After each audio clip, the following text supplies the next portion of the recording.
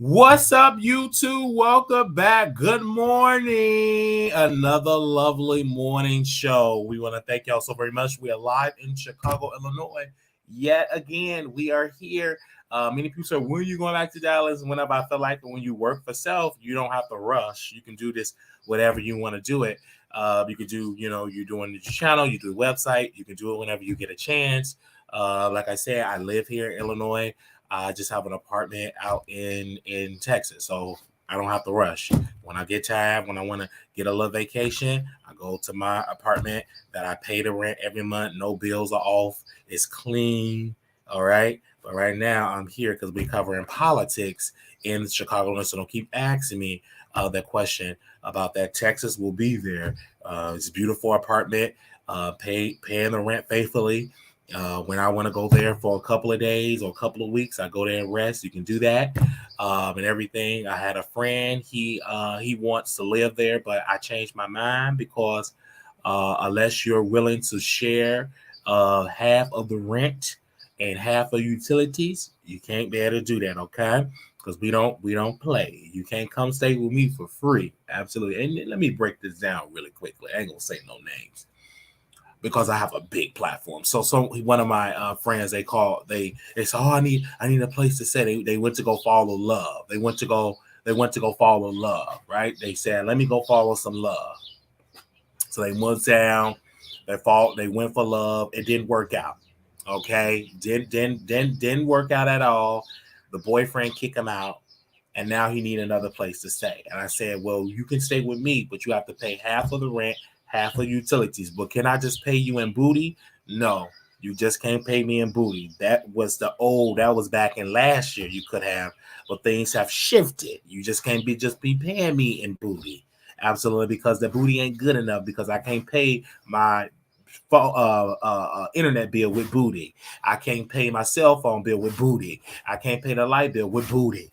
I can't pay the rent with booty. You know what I'm saying? Because I can get booty any other time from somebody else.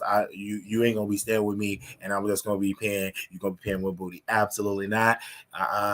Just because I sit here and I kiki and all that type of stuff, I'm about my business. So if you want to come stay with me and bring your booty, you gotta pay half of the rent, half of utilities. Because when I stayed with people, when I moved from Chicago, when I was kicked out, many people say I was kicked out. I had to flee the city. I couldn't live with family during that time. That have shifted. But I couldn't live with family. So I had to flee and go to Dallas, right? So I moved with two individuals, and I paid rent almost $800 sleeping on their couch. Didn't have my own restroom, sleep on the couch. So when they in there busting it wide open with their man, I had to go either outside or pee in a cup or go to the gym if I had to boo-boo. I'm just keeping it real. But I paid my $800 faithfully until I was able to get my own apartment. Now, when I got my own apartment, I didn't do right. I had got two apartments in my name, messed up my situation. Fast forward, I paid off that debt and got everything good. Had no evictions on my record. My credit score is up to 600 points. Okay, my credit score is up to 600 points, which we think is amazing. It's up to 600 points, which we think is a good thing. We're going to continue to build on that.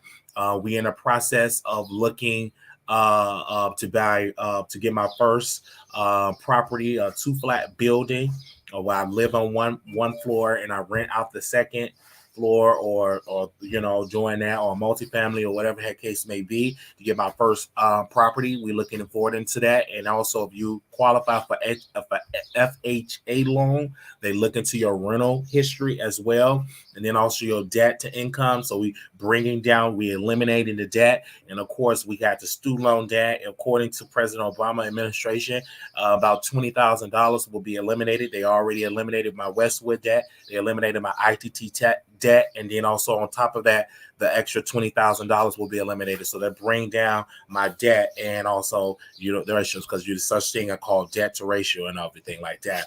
I'm not bringing in no new debt, no new car, no new nothing.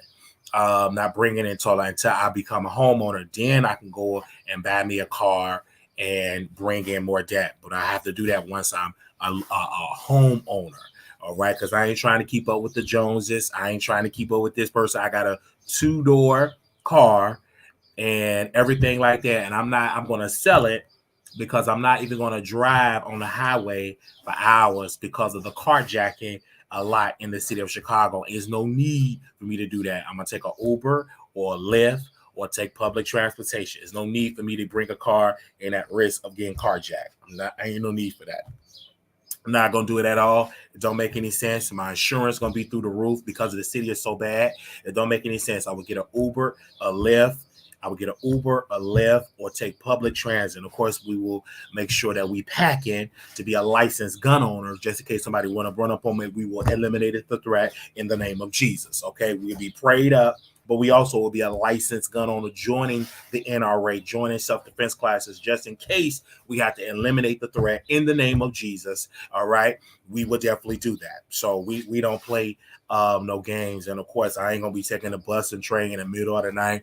Take it early in the morning, watch my surroundings and all that, which I already do. I'm very watchful. I'm not stupid, and everything like that. Understand what's going on in your neighborhood and things of that nature. So we don't play no games. We will be joining NRA, taking self-defense classes, learning how to eliminate the threat when the threat comes about. Because I do believe if you want to try me, you will meet your maker. You will go to the pits of hell. You try me, all right? It's either me or you, but you ain't playing, and that will teach you a lesson. And I believe all residents in the city of Chicago, if you're 21 and older, to become a licensed gun owner, take self-defense classes, protect your property, protect yourself, and if a threat comes, eliminate them. It was a sister.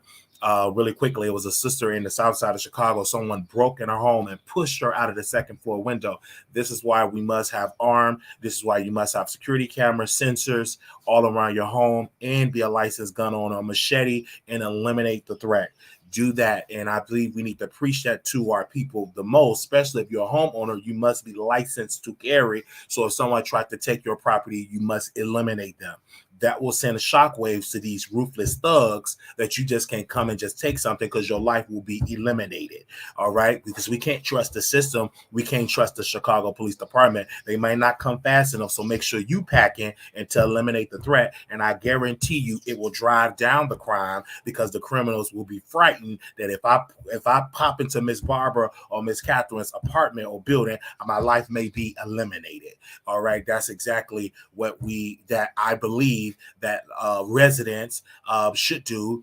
Join the NRA or join the Black Guns Rights Organization and learn self-defense classes, and learn this, because you got to be your first protector at the end of the day, because the police serve to protect, but it may take them 5, 10, 15, 20 minutes to get to your property. But you must have your license to carry so you can protect your property. I believe in security, right? The president of the United States have security, right? Bishop T.D. Jakes have security. So you must have security as well. All right. And it's all about security to security, security, security. I don't go looking for trouble, but if trouble do come to my front door, I must be able to eliminate the trouble immediately with prayer. And I think that we all should be prayerful. And I also think we should have our security, to be secure, because with prayer and with security, you're unstoppable.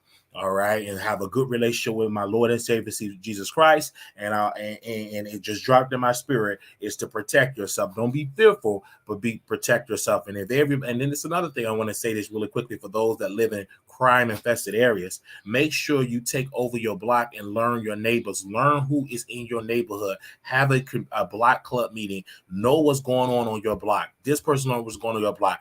Cooperate with the police and go there every single day and let the police know. Make sure y'all coming on my block. Make sure y'all coming on every other hour. Y'all need to be on my block.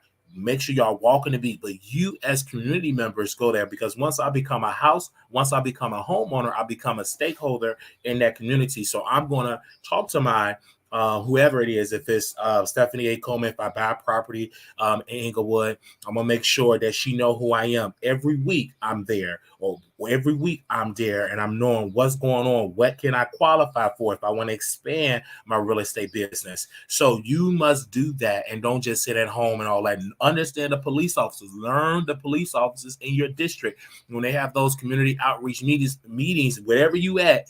Learn your officers and encourage them and everything like that. Participate in your community, right? Know what's going on in your neighborhood. You should know what's going on in your neighborhood. If you see something out of pocket, write a letter to the city, write a letter to the police commissioner, to that district, and let them know, and bring people on your block, because it's power in numbers. And if you continue to do that, it will bring down the situation. And we must also preach family, because we can't depend on the government to solve this problem completely. The government got to do their part, but you as mothers and fathers and grandmothers and aunts and uncles must do your part by raising your children the proper way. You know Pookie and Ray Ray is ruthless thugs, so you need to be cooperating with the police to get them out. Most of y'all got all these gang members in your home. You know what's going on in your home, and you don't say nothing. You just as wicked and perverted as they come. And I hope somebody come and confront you and rebuke you and educate you and tell you that you must get your house in order. You know that Pookie, Ray Ray, and them is in your home. He don't have a job. He or she don't have a job. Why do they have all this item? Why is the crowd always in your house? You must put your house in order, and that comes from at home. You should know what's going on in the house. And if you don't know what's going on in the house, either you either don't want to care or something is wrong with that. I want to know who is coming in my house. And if you ain't paying no bills, if you ain't no resident here, you don't need to be here. You must stand up, and we must preach family. I understand government. I understand the root cause of it, but we must also preach family values. Understand what is going on in your house. If you got a nephew or a cousin, he is a criminal in crime, kick him out and remove him from the property and get a restraining order. Say, listen here, son, you want to be in the streets, you cannot live here. If you show up, you will be arrested. You are no longer able. This house is only for law-abounding, obedient people. Once you become disobedient and you want to commit crime, you got to leave. Because why do I say that? Well, Wiley, that's kind of rough. Because if you commit crime, if you're a gangbanger and you kill somebody on the block, what do you think they're going to bring that back to your front door? So if you're the type of person know what's going on, and now it's easy, ladies and gentlemen, because it's all on social media. If he up that time out, he smoke his ops, remove him from the house and say, you're no longer welcome in my home because you're bringing drama. You're bringing all of this stuff. Go. You want to be on the street, be on the street, but you can't be living here and rest here. You want to go out there and smoke your ops. Smoke your ops by you being on the street, but you can't live in my home. You must have those boundaries and create that standard. If not, then you're going to put your other children, everybody else in the house, at risk because you're trying to cover up. And you can still love them from afar. You can still love them from afar. But I refuse to have somebody that is committing crime on the block and not participate and coming home, putting my livelihood at risk, my life at risk. No, you ain't gonna be able to do that. But some of y'all ain't gonna listen. And then it was one particular woman. Not gonna say her name, but she was on the news. Oh my gosh, they done killed my baby and my other baby. All her sons is just gone. But she ain't gonna tell you, because we spoke to community members in that area, and we know some of the people associated with some of the people. Her sons, they weren't no innocent black kids, just innocent, just minding their business. They was hard in the streets.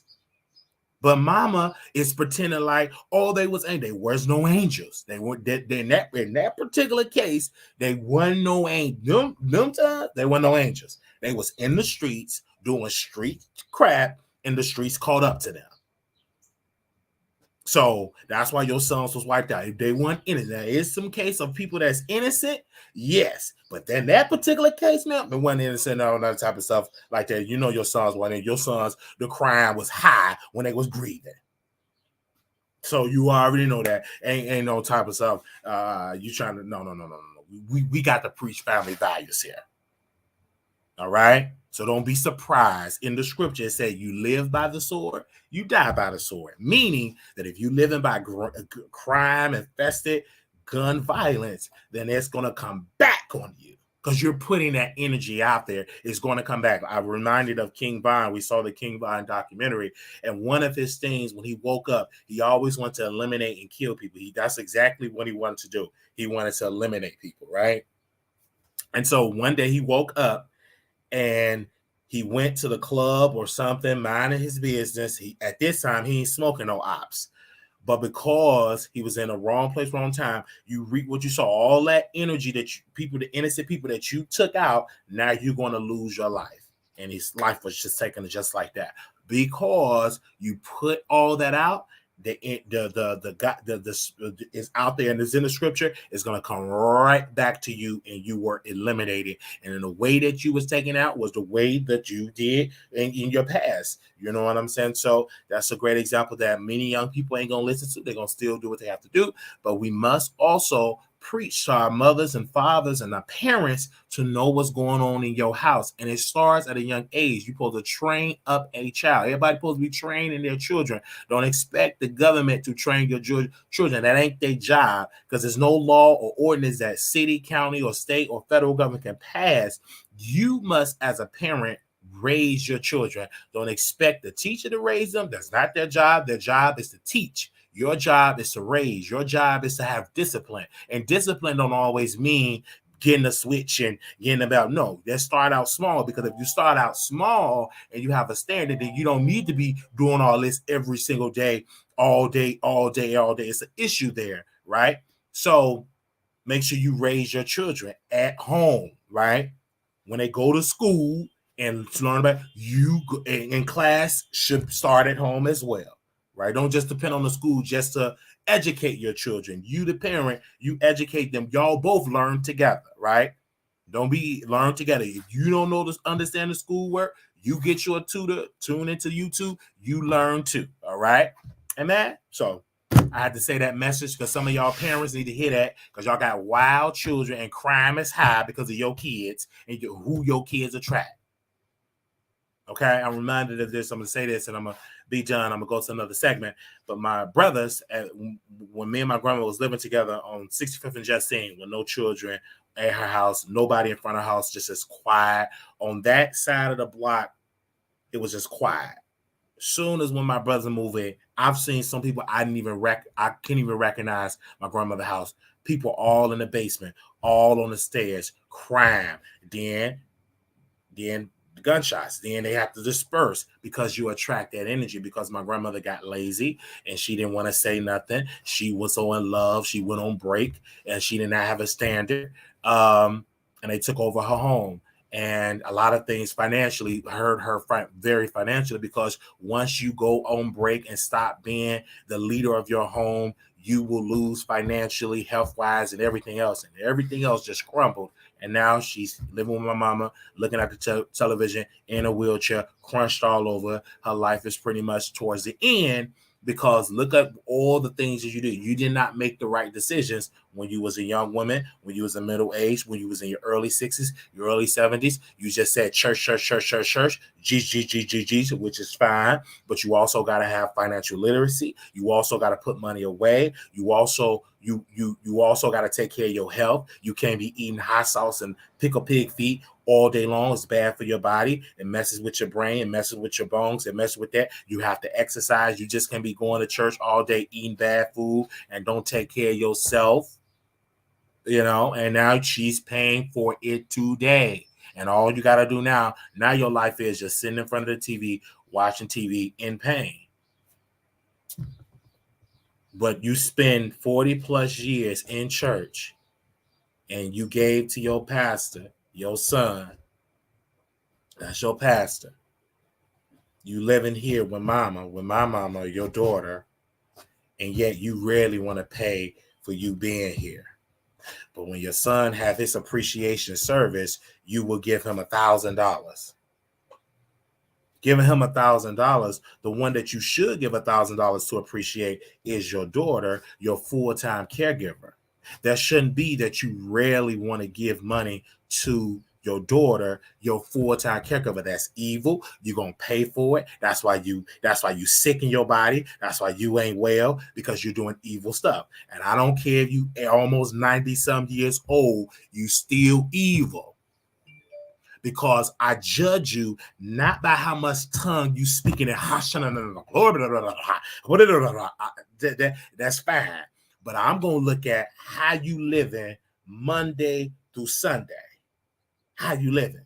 How are you treating the people around you? That is the true test of a Christian. Not how good you speak in tongue. Not how good you quote a scripture. It's how are in your community, in your household. Understand what I'm saying? Do you hear me, ladies and gentlemen? And these people got all these titles. I'm Bishop so that doesn't mean anything if you ain't taking care of your mother and telling and sharing her income with her full-time caregiver. I don't care if you Bishop so-and-so. That means absolutely nothing, because a bishop supposed to be blameless. You supposed to be a good character. And right now, you're not living up to that good character. You're not doing that. That shouldn't be that my mother is suffering financially. Why? Because she can't go out and get a regular job because she's a full-time caregiver. And then people would say, well, why don't she get the state to pay for it? Oh, let me answer that question. The state only pay for 4 hours, 5 days a week, and you get paid $1 above minimum wage. That's it. But they don't calculate the 24 hours of lights, of water, of gas, food, because you got to be 8, 3, 4, 5 times a day, 7 days a week. Then you got to get up. I'm taking care of you out all day, 24 hours. They ain't paying you for no 24-hour care, because the state of Illinois and many other states said if you need 24 hours care, you got to go to a nursing home. And so in order for the Illinois General Assembly, until they change the laws as well as the federal government to allow it and put in there that if you want to stay at home, we will pay for you to stay at home, give you that same amount we will give the nursing home. We will give you that same check for you to stay at home. It don't do that, because nursing homes, they go to Capitol Hill and they sit here, and they don't want that, because if they change that law, people will not come to a nursing home. They will stay at home. The reason why people at home have to go from their house to a nursing home, because the state only pay a certain amount of hours of care. That if you need full-time 24/7 care, in order for the government to pay for it, you got to go to a nursing home. That don't make sense? But the laws have to be changed. That's why Big Mama is in a nursing home. Big Mama don't want to be in a nursing home. Nobody want to be in no nursing home. I worked in nursing homes in Illinois. I worked in nursing homes in Texas. I talked to hundreds upon hundreds of people. They don't want to be there. They have to be there because they will say this, because there wasn't nobody there to take care of me. I had no choice. There wasn't nobody to take care of me, and the state won't pay for me all 24 hours, and they said I have to be in a nursing home. But if the laws change, if President Biden and Republicans, if they change the law and say, wait a minute, that same money that we give to house you in a nursing home, we would give you that same voucher or check, whatever how you want to word it, for you to stay at home. They do that, more people will live long. They'll be more at peace. Because when you go to a nursing home, get ready, Big Mama gonna be dead. I've seen it happen. They come there, like my grandmother go to a nursing home, and she go to a bad one, not a good one. She ain't gonna be there too long. Bed sores is gonna be through the roof. because I've been in there. I work the front lines. I've seen it happen. They go there just as fine, get that big sword. They don't care because they ain't changed you 3-4 times a day. They gonna if they change you one time and sit there, they ain't gonna turn you every 2 hours because most CNAs are overworked, underpaid. Your big mama, she gonna have a big juicy sword with pus, and it's gonna stink with stench, and that's gonna be it. And big mama gonna be gone. Because families, sometimes, not in every family, but some of the families I ran into, they bring big mama in a minute and they forget about big mama. They forget about so-and-so. They forget about it. And she rot and die. Because they rarely go there. Maybe they go once a week. Maybe they don't go at all. I've been in places I never seen them, and they went on them call lights. Them call lights will go. I will see a nurse. A nurse will sit there with her big wide self, eating her potato chips on her phone, see them lights on, and won't do it. Or she was just direct. Hey, Marquise, can you answer the light? But instead of her getting her big wide self up and help answer the light, she want to point. Big wide self, get your big overgrown self up. That's why you need a knee replacement, because you're just sitting and eating. Why don't you get up on, they don't want to do nothing. Have some of these nurses in these nurse homes are sorry and terrible. They are bad. They don't help. Now you run to some good ones, but that was a small minority. I ran to some good ones. I ran in mostly bad ones. You know what I'm saying? I ran into mostly bad ones that will sit there and all they do is direct on their phone. And they know I don't play that. Anyway. Because you're going to get up.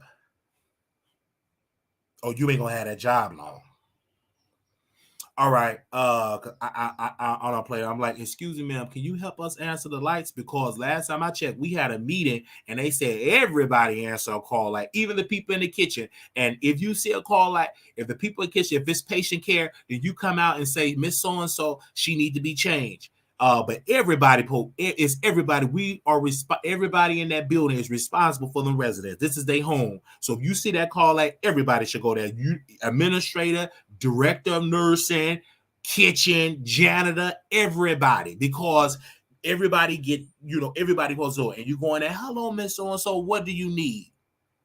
Need water? Check with the nurse. Is it okay that I give Mrs. So-and-so some water? Mrs. Cooler some water? If she say yes, bring the water to a table. But just ignoring it, just keep walking ignoring it. No, absolutely not. It's supposed to be a team thing. Okay? It is everybody's responsibility. All right. Anyway, I moved on. Talked about grandma, all that type of stuff. And I see stuff. So I come back just to see. I said, oh, this ain't right. This ain't right. And then people, they don't hardly come when I'm here because they know they wrong. This ain't right. I said, Grandma, you ain't right. And she knows she ain't right. I don't tell her because she know it. That it's suffering in her health. She getting the payback in her health because she do a lot of dirty stuff. And she don't know she knows she doing it. And people think, oh, she's getting older. No, she did a lot of dirt and she's still doing it. And that's why her health is being affected. Because you got to do right. That's wrong. You can't just give your money to somebody else that ain't taking care of you. That is wrong to do. That ain't right. You ain't at the church. The church ain't taking care of you 24/7. Your daughter is. So your daughter should get the money. Oh, I'm telling the truth. I know they ain't like it. Your daughter should get the money. Your daughter shouldn't have to suffer financially because she got to suffer because she can't go work because she got to take care of you. So that means every dollar you got in that bank goes to your caregiver. It goes to your care. You live here. Because if you go to a nursing home and if they find out you got all that money in that bank, they're going to take it. They're not going to allow you to have all that money in the bank and you ain't helping. Wait a minute. You're going to pay that nursing home. Christian, Holy Ghost filled person, you're going to pay. You ain't going to be having no money and ain't paying that place. They're going to kick you out.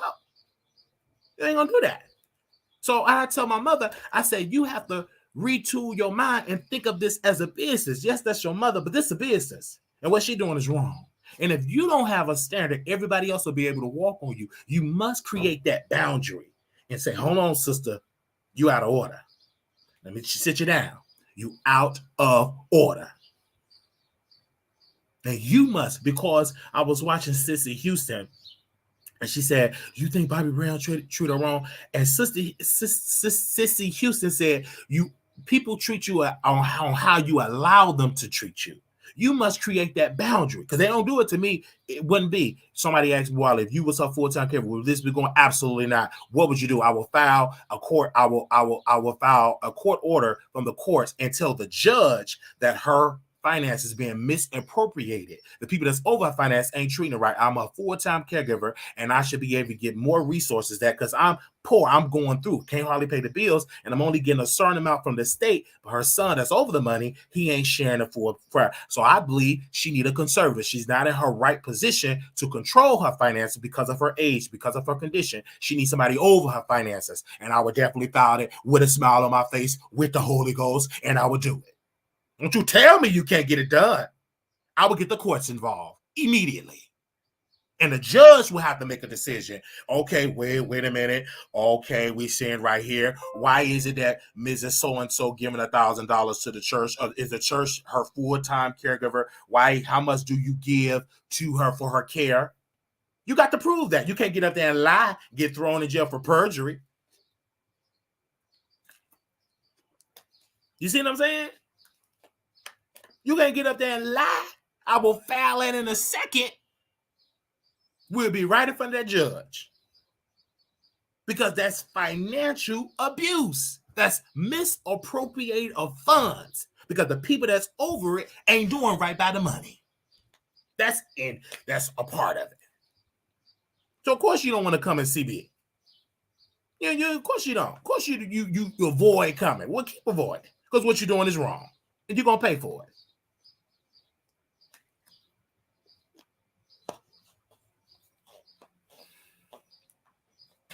You got the money. You got to do right because it's wrong.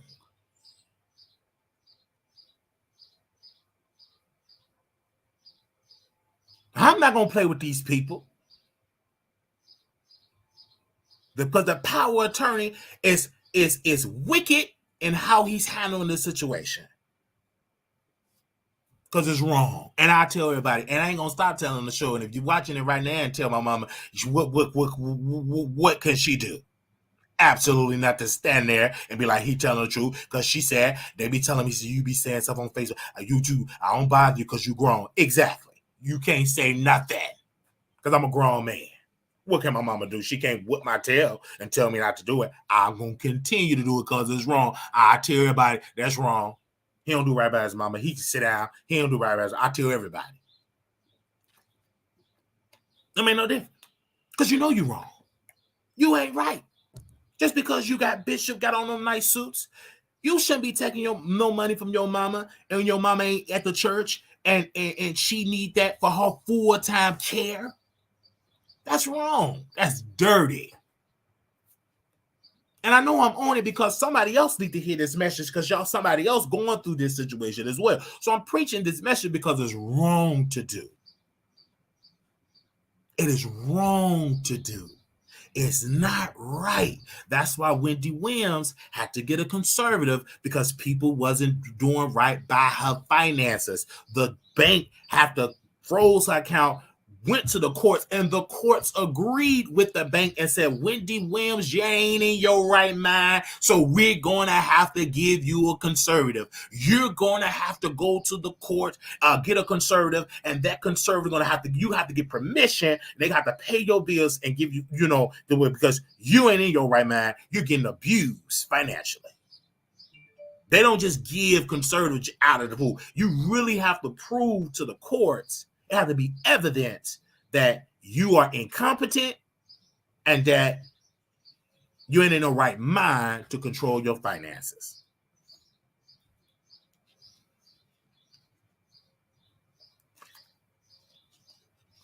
As I'm telling the truth.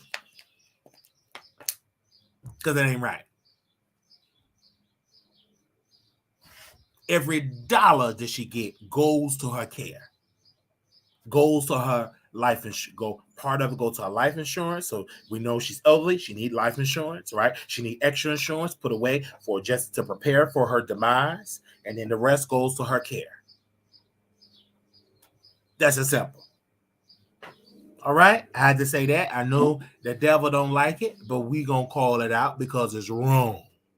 All right, so we gonna get to the next topic here. I just had to open up with that. I know y'all don't like it, but okay. And her son won't get a dime. Somebody said if your mother was to put her in a nursing home, they will take her whole check and her son won't get a dime. Exactly. All right, so let's move on. Okay.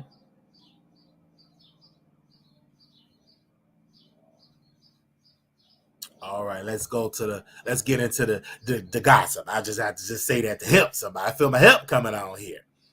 I have to tell the truth. I have to, because it's wrong. It shouldn't be everything, because I want to say this last piece of this. People have to understand, when you washing 20, you got to wash all day, every day. Things break down, and you got to have the finances to do. It's a lot on mama. Oh, it's a lot on my mother. But she allowed them to do it. And it's a stressful thing for her. She's stressed, extremely stressed. But she don't say nothing because this is my mama. Oh, that's my brother. They ain't gonna do it. But you get the courts involved because I have to remind my mother. I said, okay, mama, let me sit you down for a second and bring back to your remembrance. Do you remember when I was out of order and I was cussing and I had mental issues? We didn't know it was mental issues. And do you remember when you, the Bishop Cartwright, and yourself and Bishop Cartwright, you all came together and y'all took grandmother, y'all took her to West Harrison Street to file a restraining order to get me removed from the house because y'all couldn't, it took months to evict me, right? Y'all wanted me out. Do you remember that? She said, oh yeah, okay, you remember that. And y'all got me out of there, correct? Yes. So it was stressful, correct? Yes. And what did you do? You moved the stress, did you? Okay. So why is it now that you're stressed, stuff ain't going right? Where's that energy at? What happened to it? Because y'all dang gonna sure had the energy for me. People controlling, taking over your house. I had an issue mentally. And y'all removed me out of the situation. But now all hell then broke loose, and you ain't saying nothing. Don't get the courts involved. You got the courts involved with me. Oh, yes, you did. Bishop got the courts involved too. Bishop and grandma both got the courts involved. He took me to court, Bishop Cartwright. My grandmother took me to court. I had 2 order of protections. 2 of them. Bishop Cartwright said in court that he broke the order of protection. But Bishop, you ain't talking to no idiot. Because I read, because of Google, that you got to serve me that order of protection. It ain't valid if you didn't serve me. How would I know? I would never serve that. So I told the judge, I was never served of that order of protection. Never was served. The judge agreed and said, I agree with Mr. Wiley. He was never served, Mr. Cartwright. We're going to serve him. But he didn't already go. Hold on, sir. Hold on. He trying to overtalk. We're going to serve him in open court. Then when you have an order of protection, they call it order of protection, but I'm going to say restraining order so y'all can hear what it is, restraining order. You can challenge. The court will give you a time to challenge it. And I told the judge about 4 or 5 years ago, almost 6 years. Yeah, 6 years ago, going on 7 years ago. I told the judge, I said, Your Honor, I don't have the money to come back to answer this. What can you? She said, okay, we're going to do it now. Instead of you don't want to come back and challenge, we're going to make this order valid for 2 years. So 2 years, you can't talk about Bishop Cartwright. You can't talk about your grandma on social media at all. You can't go to their house. You can't go to the church. You can't do all this. You can't do all that. I said, yes, sir. And then Bishop said, Bishop Cartwright or Mr. Cartwright, he said, We need to know where he live at. I said, then he don't need to know where I live at. That ain't none of his business where I live at. And the judge said, that's not none of your business where he live at. And then we put in the stipulation. I said, because I need to get my clothes. I need to get my stuff. Can you put something in so I can get my items? She said, yes. We will put in the court documents that District 7 Police Department, you go there and they will have to do a police escort to bring you to the house to get your stuff. So I was trying to talk to my grandmother to see what time can I do it. Then we was in there, and then he go, Bishop, he breaking the order of protection. Arrest him right now, acting ignorant. He breaking the order of protection. He need to be arrested. And they said, no, sir. He's talking to the he ain't breaking nothing. No, all that type of stuff. I remember that. So I go to my grandmother's home. This is before she had a stroke, before she balled up in pain. This is before when she was walking. Went there. She said, I was getting my stuff and I was leaving. She had all my clothes washed and folded. So she said, I need to talk to you. Mikey, I need to talk to you. I need to talk. I didn't want to talk because I'm just pissed, embarrassed. I'm semi-homeless. I'm pissed. I'm not in the best position, still not in the best position mentally. I'm just pissed. I was sick. I had just came out of the hospital. I wasn't in the best feeling. I didn't want to talk. So the police, I forgot the officer name. She said, talk to your grandmother. So I talked to your grandmother. And she said, this is what my grandmother said. I don't like what you said about the church. That ain't right. I said, I understand, Grandma. I understand. Okay. All right. I just don't like that. You don't talk about the church like that. And she started going on what I said about the church. I said, okay. All right.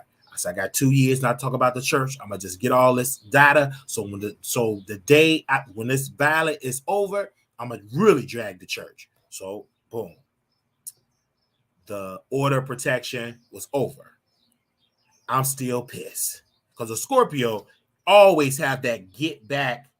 The Scorpio always have that get back type of thing. It's just a Scorpio type. It's a human instinct. But yeah, soon as when that order of protection was over, I get on the phone. And mind you, I'm still mentally going through. But this, I woke up early in the morning.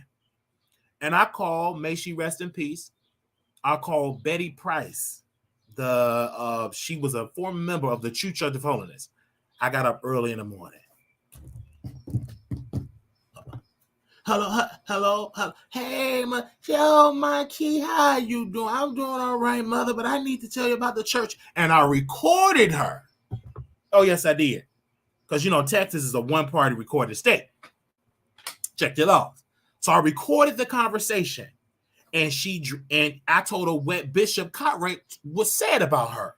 And she responded with her response, how Bishop Cartwright told her she was going to go to the pits of hell because he, according to Mother Price in that recording, he wanted her to sign over her organization and make it part of True Church of Holiness.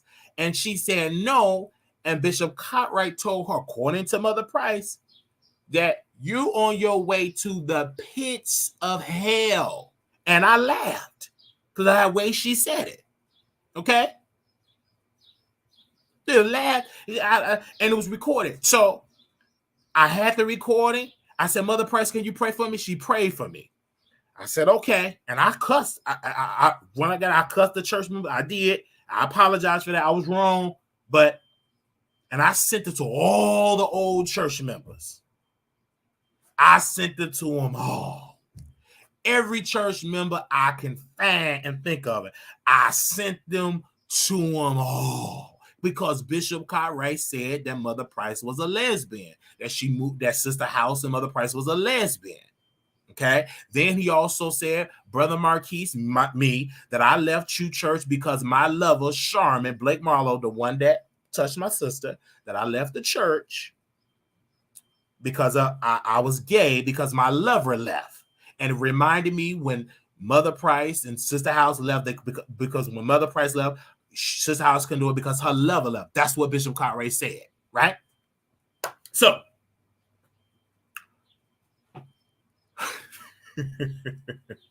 So I told, and I brought the questions to Mother Price, and Mother Price dropped the T. She said, Marquis, I didn't know I was leaving. I didn't know that Sister House was leaving. I did not tell her. We was getting beat up by your bishop. He was calling us out, and my husband, right? Because she said, Marquis, because you said you're supposed to listen to your husband. Your husband is the head of the household. He told me, baby, this is our last day at this church. We are leaving. And they left. But Bishop, he spin the whole narrative and said she left because she was messy, then corroborate and all of that, but didn't say that it was her husband. He said that the wife encouraged the husband to, Mother Price encouraged her husband to leave. So you see all that type of stuff. So we taped it and we sent it to the church members. Oh yeah, we're going to get into the celebrity gossip, but I'm going to get into my personal business before I drag these celebrities. So, I don't care if it's unethical. Who gives a darn? So I sent this to all the church members, all the ex-church members. So my mother, she was driving for driving the handicapped people, like the PACE handicapped people, and her phone was blowing up from old church members she ain't talked to in decades. And pretty much all of them said she ain't lying. She ain't lying what she said. Oh, yeah, she ain't lying. And it embarrassed Bishop Cartwright. Then he couldn't rush to get no restraining order. He couldn't go down to the courthouse and get a restraining order. Because if he get a restraining order, he going to have to get it to Mother Price because it was her that spilled the tea and dragged the church. So are you going to put her in the order of protection? This is before she died, right? You know. And they called my mama. My mama did not call me at all. My cousin, which I just seen, we don't get along to this day. We cordial. Oh, I don't like it. He set Mother Price. So I don't care. Set nothing up. She spilled the tea, and what she said stand, and then the church members that I sent it to heard it. All right. So here we go. Church did it. It was fine. Boom. So I'm living my life in Texas. I'm living my life. I go back to Chicago. My mother comes to me and she said that, wow, I did not watch the video, but everybody said Mother Price was not lying. And then another brother of the church left True Church of Holiness. Oh, I'm telling it all. Another brother that been in that church for over 30 years. He left the church. And I want to know, well, why did Brother Victor leave? Why did he leave the church? What's going on? It's a small church, so it's going to get back to me that people leave. Church people talk. So I want to know, well, why did he leave? And I'm reminded of some things that they used to talk about him so bad because he didn't used to have no offer. He was on a fixed income. And I remember one time, and this is now I was a teenager. My grandmother, she used to pick Brother Victor up because he used to live by us in a handicap building. He got in the car and he said, Mother, and she said, yeah, I don't want to go to church today. I really don't want to go. She said, why do you want to go to church? Because I don't have no money for no offering. And I said, why? Because they make you feel if you don't give. Because he would have to write post-dated checks. He had a limited fixed income. And they require on Fridays you give $30. Every Sunday you give $100. So let's calculate that. $100 every Sunday is $400. $30 times 4 is how much? 30, 60, 90, 120. So that's $520. He don't have. That's his income. Do you hear me here? Oh, yeah, we telling it. I don't care if you get mad and upset. It's facts. What can he do? $520.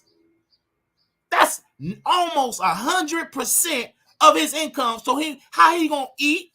How he gonna pay his rent? Do you hear me? Oh, yeah, I don't like that type of teaching, but I'm gonna tell it anyhow. So, boom.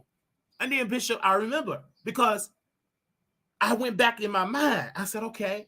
And I told my mother, I said, well, I know his family used to get mad at Brother Victor, but because he sometimes he'd come to family and then he stopped.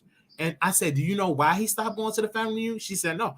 I said, because Bishop used to tell us we got to be in church. We can't be around our family on Sunday. If you want to hang around them unsaved folks, go see them on days that we're not in church. Now, mind you, we went to church on Tuesday nights, 6:45 choir rehearsal, 8 p.m. Bible study, Wednesday night prayer, 8 p.m., Friday night praise and Terrier service, 8 p.m., which we there for hours. Every second Saturday, we at church. All day Sunday, starting at 10 a.m. until my bishop get tired, till my uncle, aka Bishop Cartwright, get tired talking and preaching. We there all day. So when do we have time to really spend time with our family? When do we have time? And so it was a very strange relationship with my mother, because my mother, I never went to none of my mother's birthday parties. Never hardly been around my mother like that. Because Bishop said, follow me. Don't worry about that. These people ain't got the Holy Ghost. They on their way to hell. And be here at church. Follow me. Don't worry about that. So 99.99999999999% of church events, I did not go. I did not go to any of the family events. Didn't attend. It was so strange. I barely even visit my mother when she would get sick, because I was so faithful to my uncle, Bishop Cartwright. I was a church director, choir director. I had the keys of the church. I was helping. I was in the finance department. I went and got me a job, put paid offering. You know, I was very active in church. So I said, I'm going to be faithful to my uncle. I looked at my uncle. I was committed. I was faithful to my uncle. I never called Uncle Melvin. I used to always call him Bishop Cartwright. I didn't start calling him Uncle Melvin until we fell out. And I said, oh, wow, Uncle Melvin. You know, and still to today, most of the time I call him Bishop.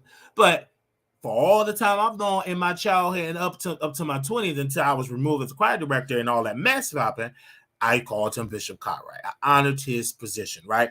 Because the church was so small, he had upgraded from an elder, and he said God called him to be a bishop. Because the church was so small, he had no other ministers. The other minister he come when he want to come. Nobody was there to put the ring on his finger. So he allowed me to put the bishop ring on his finger. It was no bishops. I mean, it was no other ministers. It was no big church where you got 12 deacons, 20 deacons, 15 ministers, because true church, they don't believe in women preachers. So you out. You ain't preaching if you're a woman. And you better not show up with no pants and no heavy red lipstick and heavy makeup. Anyway, so I had to put the ring on there. It was literally no other body that was there. I was pretty much the one of the active brothers, because the rest of the teenagers, they was doing their thing, where they were active. They were doing things too, but I was really active. I was cleaning up the church. I was cutting the church grass, shoveling the snow. I was just an active person, and I thank God for Bishop Cartwright, because it kept me out of the streets. I was so active. I was active in the church, so it kept me out of the streets. I understand that, but it was some issues. And some major issues about the homosexuality piece. It was an issue, what that wasn't handled right. Some of my business was spread over the church by Bishop Cartwright. Wasn't handled right. He said that my father molested me, and it never happened. He said that directly over the church. He had to apologize, and then said he ain't gonna be listening to nobody else, because that's what he heard. You don't going by what you heard to spill some tea without verifying. And then if you do verify, you don't supposed to say that over the church about you heard somebody was molested without getting all the details, because it ain't true. Anyway, that's a whole nother fact. Okay. So when I heard that, I said, okay. Then I was removed as a choir director. Then I was in the lifestyle. I was young, and I wanted to be gay. And somehow someone sent Bishop Cartwright a Facebook message. And they said, your nephew is gay and lead in praise and worship. And before he came and brought it to me, he brought it to my sister, my youngest sister, and asked her about that. Why are you asking her about my business? Because it's concerning me. Come to me first before you ask anybody. So he came, and then he finally came to me. It was either prayer, it was a Tuesday or Wednesday. I don't remember which day. And he confronted me. And he said, I said, do you want me to go? He said, I think it's best that you leave. He told me to leave the church. So I left in that particular time because he was embarrassed. But that ain't what you. But anyway, but you got people eating. I ain't gonna get into all that. But it just didn't make any sense. So then it was a choir director thing. And then he said, we're going to remove you as the choir director because we don't want that spirit to jump out on other members. Okay. They want the spirit to jump out on the members. So I'm still a key holder. I still got access to the money and the alarm system and all of that. And I said, well, let me give you back the key. He said, no, you can keep the key. I said, no, sir. I said, you can have the key, because in my mind, if I'm not good enough to direct the choir because I'm a homosexual, then this homosexual don't need to be helping with the offering, answering the door, cutting the grass, because I'm a homosexual. The spirit might leap in the grass. The spirit might leap in the lawnmower. The spirit might leap when I'm cutting the bushes. The spirit might leap when I'm washing the dishes. It just might leap on the fork or a spoon. Because if that's the case, then I don't need to be doing anything. Because if I'm not good enough to direct the choir, then I ain't good enough to clean the church. And I'm not good enough to even donate. Because maybe my money is gay and may leap. Them Benjamins, them 20s might leap and be gay. I don't know. You know what I'm saying? I might affect the offering basket. It might start switching.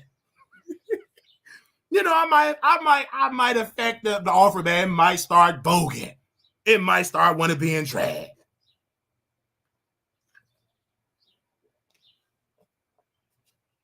Do you understand? And that's when I looked at my bishop different. I said, I don't like this. That one handle. And I looked at him different. And from that point on, mentally, I went into depression. I know that now. I was hurt. I should have went to a therapist. I should have really got help. I didn't. And it affected me in my late, mind you, that happened in my early 20s. In my mid-20s, about 25, 26, that's when all hell broke loose. Okay? That's when all hell broke loose. And then, poof, I went to Texas about almost 7 years ago, and I was able to rebuild mentally, emotionally, spiritually. Now I'm different. Now you get the new version of Marquise. I'm not the same man I was in my late 20, in my whatever. You know me. I'm different. I'm 32 years old, so my mindset is different. I'm handling the situation different. You understand? I'm handling the situation different, and that's why to this day, when I come and visit, I could be here for 6 months. You will not see Bishop Cartwright will come and visit and see, because I'm here. I've been here almost 2 weeks. He ain't come and visit. So what? We don't see how your mother's still there. You should still see your mother, but they ain't aware about that. Because you know you did wrong.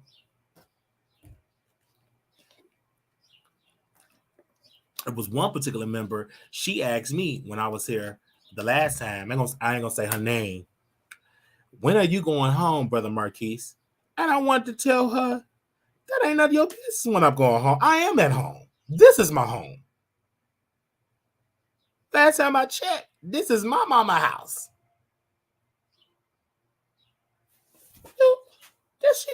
I looked and asked me when I'm going, for what? So you can tell Bishop when he can come over.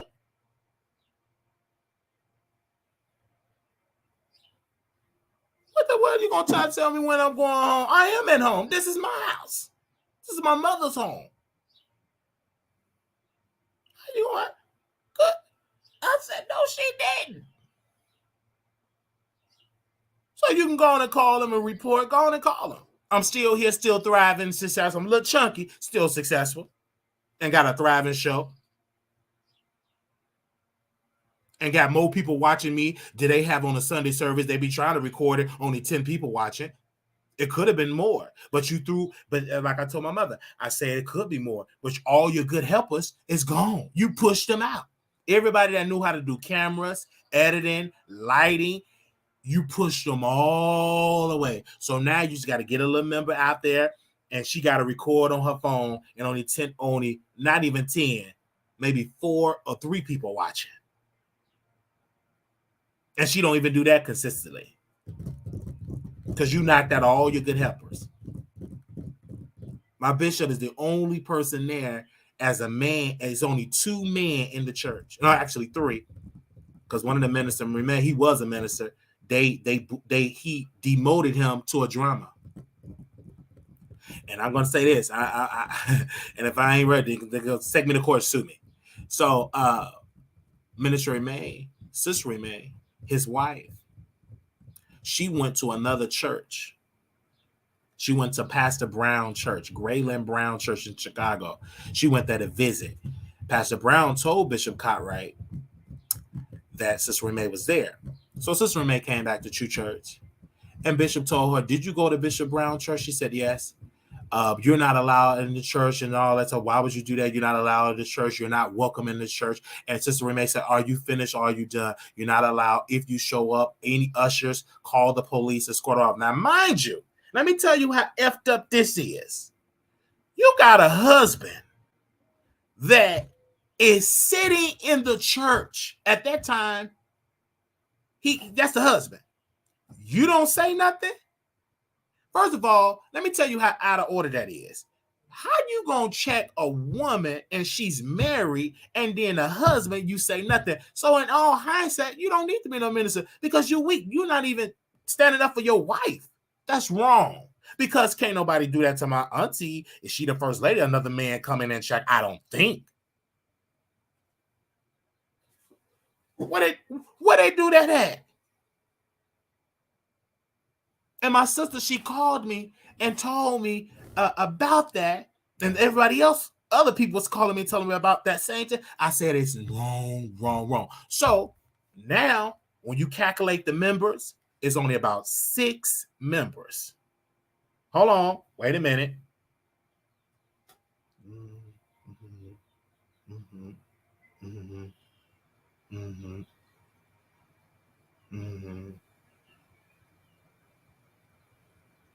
Mm-hmm. 7 members. It used to be 8. He left and fled to Houston, Texas. So it's about 7. 7 members.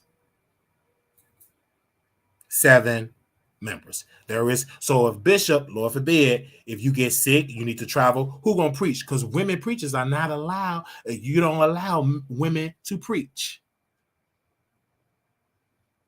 You're the only one there in the pulpit. Everybody gone.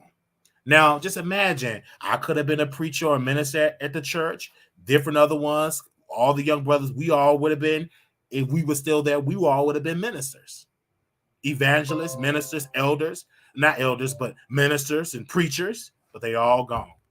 We gonna get that to the headline when I get ready. 7 members. And I understand I gotta share this story because I'm gonna keep sharing it. I don't care how mad you get. Y'all never, that's why you got to be careful how you treat people, because you never knew that this black boy turned into a man that was going to get a powerful platform and that he was going to share his experience. You never thought that. You never would have thought that this black man would have done that. I'm not like my mother generation when they see mess, they just go talking about themselves. This is different. This is a social media game. Something going on, I'm telling the world.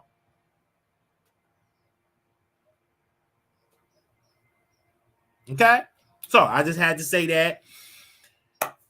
It's the right thing to say, and I don't regret saying it because I'm going to get my testimony and I'm going to keep saying it as long as I got breath in my body, because it's the right thing to say, because it's going to help save the next person for going through a mental breakdown, even though another sister had a mental breakdown and stuff like that, and then she had to go to Virginia. She was in a mental hospital. They literally had to put her in a mental hospital. A young sister I grew up with, I call her my little sister, grew up with her, and she had a mental breakdown. Had it literally had a mental breakdown, and she had to flee. Her brother had the one that touched and violated my sister. He had to bring his sister to Virginia because she had a mental breakdown. She was in a mental hospital, so I wasn't the only one. And they tried to cover it up. But thank God I have sources everywhere that will always tell me the information. And multiple people, because they know who to call. They say, see, you ain't the only one. See, they're going to call you.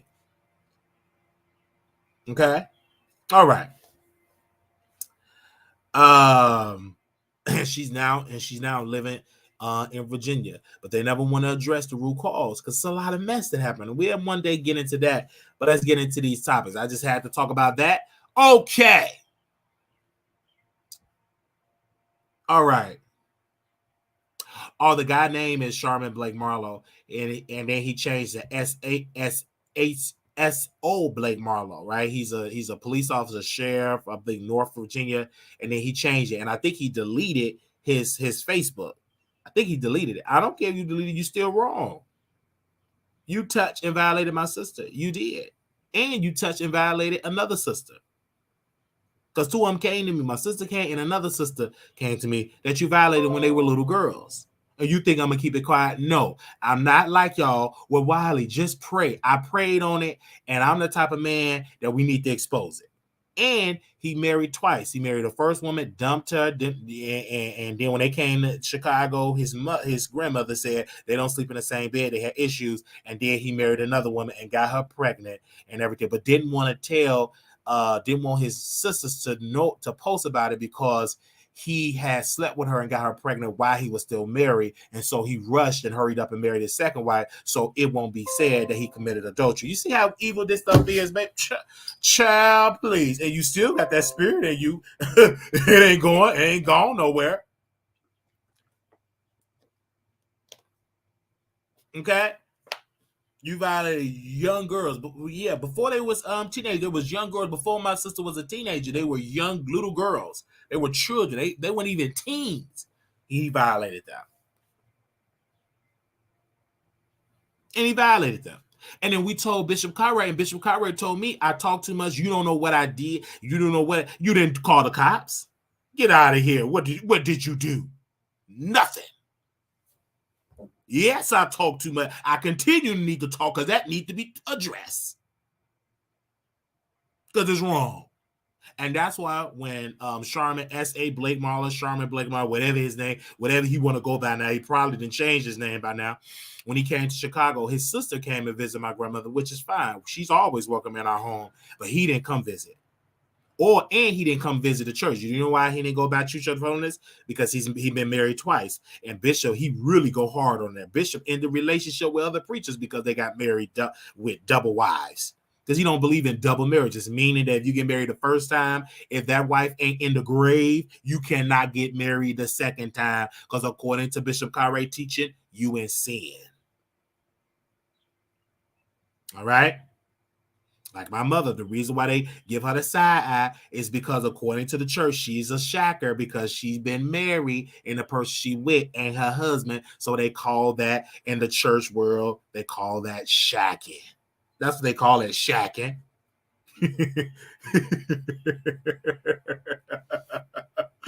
All right. So that's how they treat him like a stepchild because he is in sin because she's shacking and that ain't her husband. And she committed adultery, according to the biblical preaching of what they believe. They call it shacking up. They call it she committed adultery. And she on her way to hell. So, and then, shacking on the way to hell. Okay? And then this is my last point, and then I'm going to be done. So my Uncle Freddie, he passed away. He died in a mental institution. All of his life, since he was 18, 19 years old, he been in and out of mental institution. And eventually, at one point, he was living with my grandma, but she couldn't handle it because he was. So he was just in a mental institution, right? And my grandma had to fight to put him in a mental institution, right? So he died about a couple of years ago. And so my mother told me, she says, "You coming to the front?" I said, "Yes." I said, "Where is that?" It's at True Church. And I said, "Oh, okay, y'all come." And then dawned on me, I ain't welcome in that church. They kicked me out. We never talked. They put court orders on me. They might try to call the police. Somebody might say something out of pocket, and I might, So I said, "Oh no, Mama, I'm not gonna be able to do that. I'm gonna have my own funeral for him in my home, and I'm gonna remember, the good." Give me a second. Hello? Who is this? You said what now? Oh, I'm live right now. Yes, sir. I can. Yeah. Uh-huh. Okay. So, yeah. So he died, and so the funeral. So I go and watch the funeral. I want to see my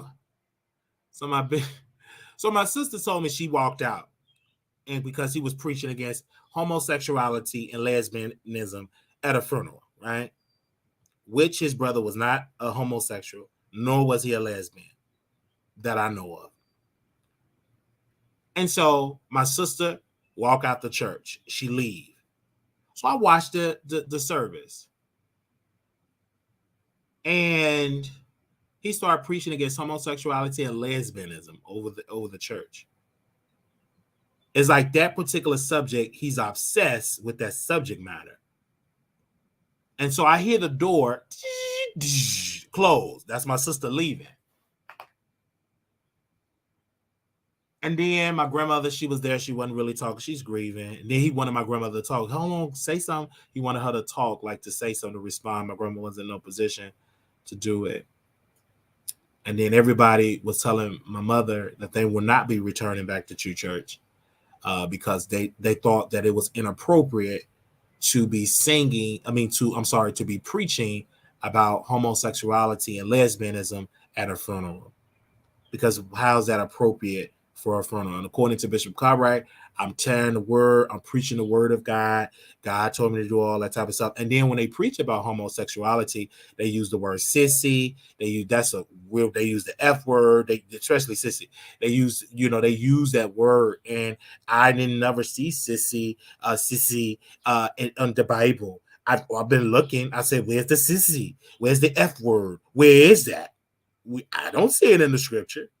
When did Jesus say, "Oh, the sissies"? When did he say that? When he was walking on the water? It wasn't in the scripture. So why are we using these terms? That term didn't even exist when Jesus walked the water. Nor did the F word existed. Them words did not come into an existence to come popularize into the 20th century. He didn't say those type of words, so why the preachers preaching about it? So that's a whole other, like what? And like if you're gonna preach, okay, preach the scripture that God ordained man and woman to be married, correct? That this is what is in the scripture. That the abomination, correct? He didn't say nothing about no sissy. It ain't in the scripture. He ain't say nothing about age. It ain't in the scripture. So preach Bible. Tell me what's in the Bible. Don't give me your interpretation of using sissy and age. That's what they say. He did not say that if you gay, that you're gonna die horrible. Because when did somebody die pretty? You dead. Dead is dead. I'm just saying. Because that's what they used to preach. Oh, you're gonna die horrible. Because I remember my last point. I don't know why I'm on this subject, but I'm on it. I'm on it. It's the Wiley Show. When you get your own show, you can talk about what you want to talk about. So just sit and listen. So my grandmother, this before she got sick. This when she was still walking. I'm coming out of the restroom, all coming into the kitchen. She stopped me right there, and she looked at me dead in my face. She said, "You know you need to get delivered. You know gay people die horrible." I said, "Okay, Grandma, I understand." Because it look like that's just the only sin. They really don't cover for backbiting, for adultery, for evil, for mistreatment, misappropriation of funds. They don't really get into that. Speaking health and awareness is always about being gay. That's not the only sin in the Bible. Can we please talk about the other sins? Because that's not the only one in the scripture. That ain't the only one in the scripture. It's surely not. That's not. There's like certain churches are so obsessed with that subject matter.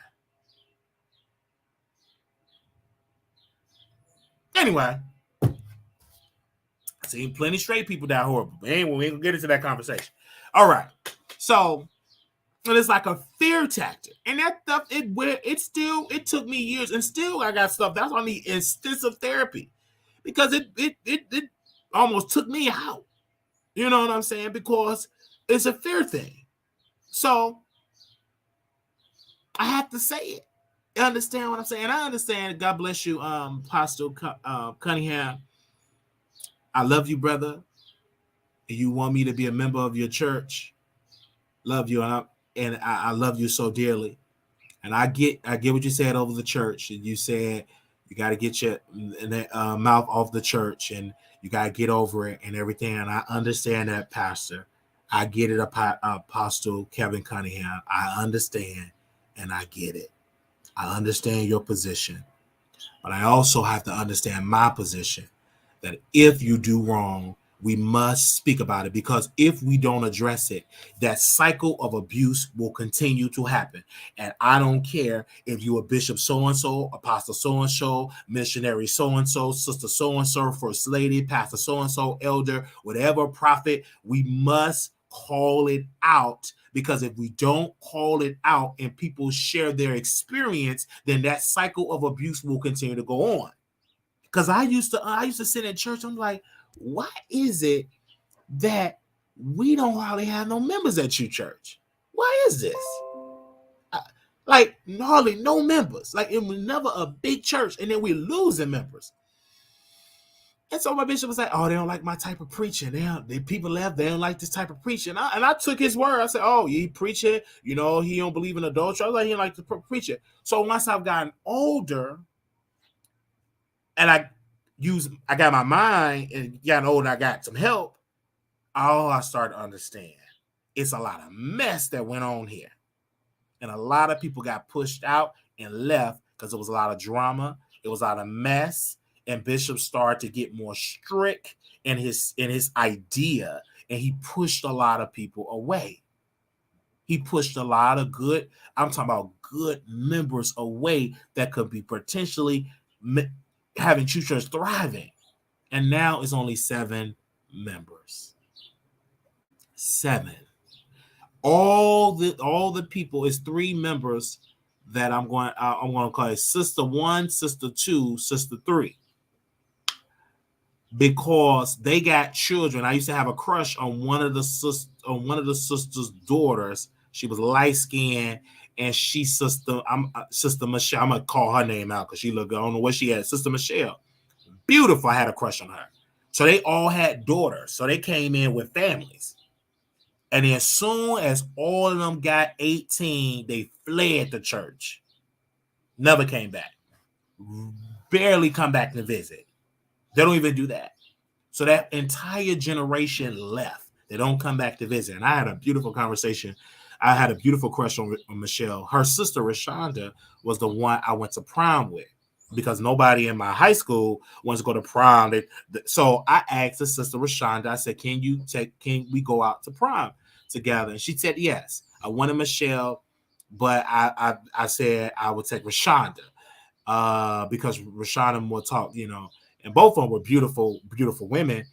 And now they have children, and I don't know if they're married. I don't think they're married, but they still hope they still look good. I don't know. I haven't seen them in over a decade. So they look good. So yeah, I had to talk about that. So that's just some of my story. So let's get into the gossip and everything like that. Let's wait until my sister come through with the stuff. Let me help her out here because she got some items in here. Come on, my baby. Come on.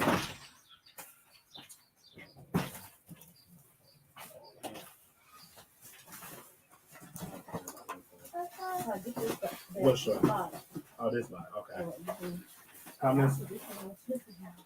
Okay. Come on, boo. Come on. Carry your own bag in the house. What do you want, Mom? That's your stuff. Carry it in the house, boo. Come on. Come on. Oh, Lord, I'm hot. Oh.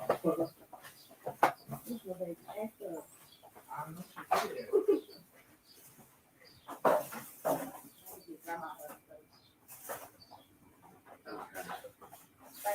No problem. All right, y'all. So I'm back. Had to take a little commercial break. Okay. Okay. Wiley, that topic I got you. I got you. Emotion. I can tell. Yes. So I had to talk about it.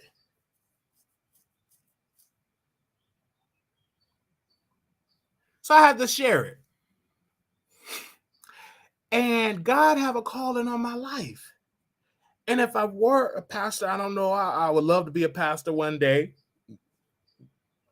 A preacher one day. I believe I am a preacher because I preach to y'all daily. It's in me. I gotta say something else. I'm sorry. And I'm gonna say this. I don't care if I say the same story over. I don't care how many times I say it. Because the pastors preach the same scriptures over and over and over, and y'all still give y'all tithes and offering. They preach about God. They preach about Adam and Eve. They preach about Jesus walked the water. They preach about Paul. They preach about the women of Israel blood. They preach about Lazarus come forth. You know what I'm saying? So y'all still go there and listen. So I don't care if I share my story because the church, they talk about things that happened 2,000, 3,000, 4,000 years ago, and they talk about how many more times could you preach the same sermon over and over and over. And y'all sit there and y'all still attend and give y'all money and make them rich. So I'm gonna continue to tell my story. All right. So I was about 18 years old. I was 17, 18 years old. And I used to read my Bible every day. And I love my bishop. Still do. I don't dislike I just didn't like what he did. But I still love him. And so I was reading my Bible. It's like God was over my life, was waking me up out of my sleep. I would go in the restroom, just read my word. I would pray. I would fast like all day without eating or drinking. And I would do it all day. And everything. And I thought God, at that time, really did. Though God called me to preach. So I called at that time, Sherman Billick Marley, the one that touched my sister, because he was my best friend, This before I knew he were touching on my sister and another sister in the church that we know of. So I called him. I said, yeah, I believe God called me to preach the word. And so I called my bishop. I said, I believe God called me to preach. Oh, no, don't worry about that. No, you don't know what God gonna do. Just keep following me and da. He didn't, because they don't believe in like Bible school or teaching you about the word, seminary. They don't believe in that. Now, what he should have said, okay, we're gonna train you up. We're gonna put you in some classes and teach you about the word. Just follow me, study me. Nothing. Just destroyed that dream. And I was hurt. And see, this is why you got to be careful how you handle somebody that you have a dream. You can kill that dream. And that dream was killed that day. And so I was hurt. And I got rebellious and really got into the lifestyle. Because I'm like, I'm doing all this. Then he said, don't do it. And I just stopped. Because I wasn't aware of just keep going. I was young. I was 18. I need to be nourished. I needed a mentor, right? Of course, I didn't have a father in my life, and my mother had her own issues. So this is all I look up to as my father, my uncle. And so it hurt me. And at that time, I didn't know, because I really loved my uncle. And I remember when he said God called him to preach, that he was accepted. Bishop H.E. Cohill, the founder of True Church of Holiness, accepted him and said, Brother Cartwright got something to say. And he said God called him to preach. He told my mother, my grandmother, and all of that. And he was received as a preacher. Of course, he was a former drug. He was delivered from drugs, right? He was a street guy. And so he was welcome in the True Church as a preacher and everything like that. That did not happen for me. And God, as I'm reminded of that, I said, wow.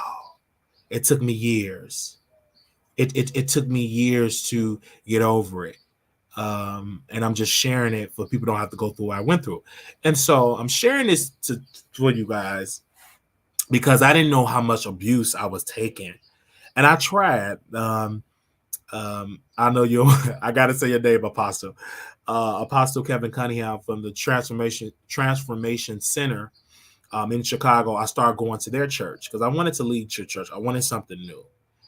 If I have to think about it, I should have stayed there because it was on Cottage Grove, and I used to take the train on the Green Line, and I used to take the 63rd in Cottage Grove and walk to the church. And I was going there, and I said I love it, but in my mind, his wife, Pastor Kevin Cunningham's wife, is a preacher. And so I was conflicted because I was just conditioned since I was a teenager and, since I was young, that women preachers are on their way to hell. God did not call women preachers to preach. So I said, I can't go there and then he also said, don't let no women preachers pray over you. They got spirits. So I was very conflicted because they believe in women preachers. I mean, his wife is a preacher. He got a lot of women preachers there. So I was convicted. I said, oh no, I'm on my way to hell. So I left. My mother said, don't leave. But I left because I said, this is against God. God didn't call women to preach because I'm just listening to my bishop. He the bishop. He got to be right, at that time. So I left and I just got into the lifestyle. I got really heavy into the lifestyle. And I moved in with Jonathan. And this before he got addicted to drugs. And I moved to Jeffrey on 77th and Jeffrey. And I moved with him. And I got heavy into the lifestyle. Started sleeping with men, got into it heavy. But I was a church kid too. So I would still go back to church. I was like, okay, I'll still go back. You know what I'm saying? I wasn't as active as I was in the church, but I still would go on Sundays. And then I would get on the altar. I'll say, God, deliver me and all of that. Because I was confused. I even confused myself because I didn't know what I wanted to do because I just didn't know. And the reason why I say that, because it's been instilled in me that being gay, you're on your way to hell. Go get on the altar, get in front of the church, and call on Jesus over and over and over and over and over till you speak in tongues, till you get delivered. I've done it. Wednesday, Friday, I've done it. Jesus, and I thought God truly delivered me from homosexuality. And then I was on the train, met a guy, got back to having sex. Do you understand? So then I met Brian Radcliffe in Chicago. I think he go by Simba. He changed his name because y'all went to his page, so he deleted his page because of the power of the platform. But I'm sorry, brother, brother Brian Radcliffe, but I have to talk about you, brother. So I was on Facebook. Mind you, I'm about 18, 19 years. I'm young, right? And so I was on Facebook, and he was just so sexy. Oh, he was so sexy. I mean, a body. I mean, six pack. He was in the military. I think he was in Afghanistan, but he had a Facebook. And so, and I just and I inboxed him because I started liking his pictures. And he said, "You want me, do you?" And I said, "Yes, I want you." He was a couple of years older than me, and I thought I was in love. And so one particular day, he finally was able to get back to the States. He picked me up from choir rehearsal. And that particular day, I really was singing. The blood still, the blood still work right now. The G's can't work, and I really was singing loud, hitting high notes. Because my boo thing was, it picked me up. And during that time, he literally picked me up and he dropped me off to my grandmother's house and everything like that. I was like, yes. And so we got to hear. And I wanted to have, sex. But I knew I never, took no that. I never did. I never was a bottom because he was a top. I didn't know anything about top, like top, bottom. Like really, I was inexperienced in that. I messed around with guys, but never went that far and never knew the name top, verse, bottom, all that. And So yeah, so at this particular time, my grandmother had her house, and she thought she was going to lose her house to foreclosure. So she got an apartment on, I forgot the address, out there in the Chapman area. And so me and her got the apartment together. I was on the lease and she was on the lease. We both were on the lease. So we there.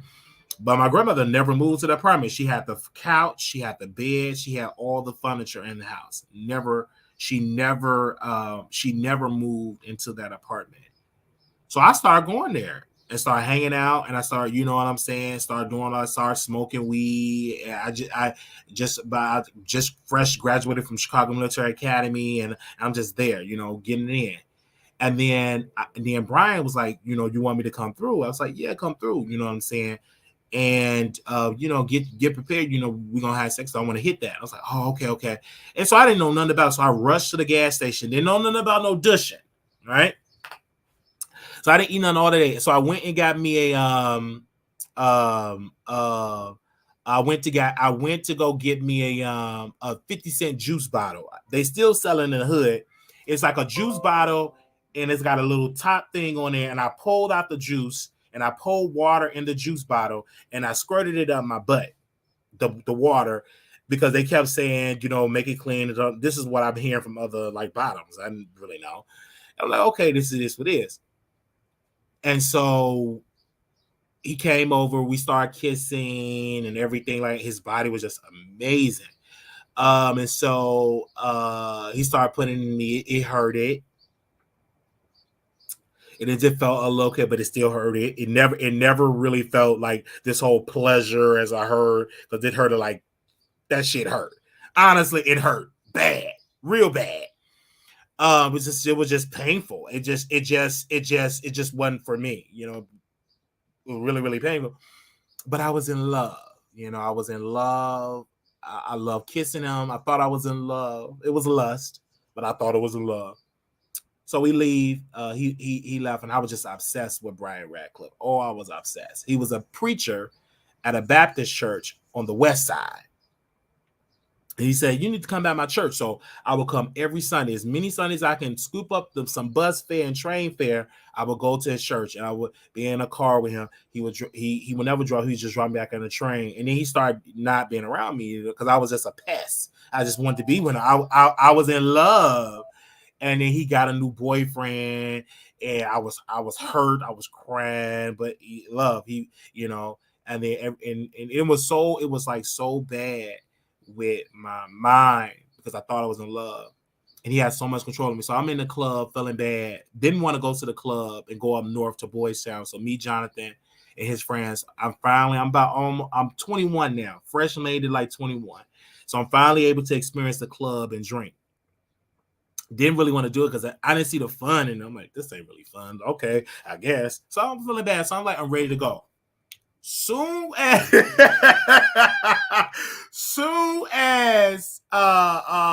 Brian Radcliffe comes into the club, I started wanting to dance. I was happy. He said, oh, you didn't see me? When I was like, oh no, I didn't see you. I gave a hug. I started dancing. My whole attitude. Jonathan was like, girl, you start dancing because you me. I was so in love, girl. You stupid. Like, my whole personality changed. And so, and then like a couple got a little bit older, like 21, 22, 23. And then, well, no, I was still young. No, I was still young. I'm gonna stick with that. And then he started coming to my cousin's party. He would bring his other boyfriend. I said, no, you could bring your other boyfriend. Let them come and blah blah blah. They would have sex in the living room. And he said, do you want to watch? And I would watch and everything like that. You know, I would just watch him screw his other man and stuff like that. I would just sit and watch. I just wanted to be in his presence. That's how, because I was in love. I was stupid. So stupid. I stayed in my cousin's living room. So it went. I'm gonna take y'all by. Just remind me, I'm gonna take y'all by that building.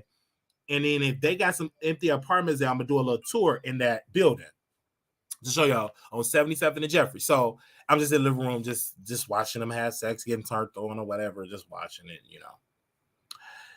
And then I went to go visit my mother, and then he called me. And again, I'm still inexperienced about this, and he said, "I want you to see, like, you can hang out with my daddy. We're gonna be drinking." I said, daddy." He said, "Yeah, you can do it with my daddy." I didn't know nothing about gay daddy. I thought he was talking about his real daddy. So his daddy, another preacher, came and picked me up.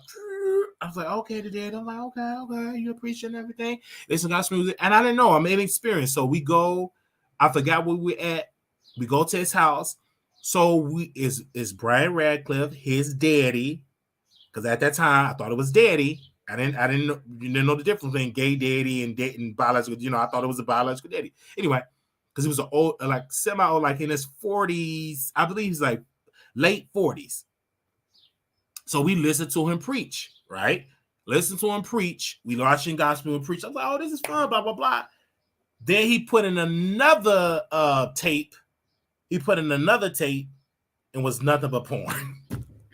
Nothing but porn. And then they started making out.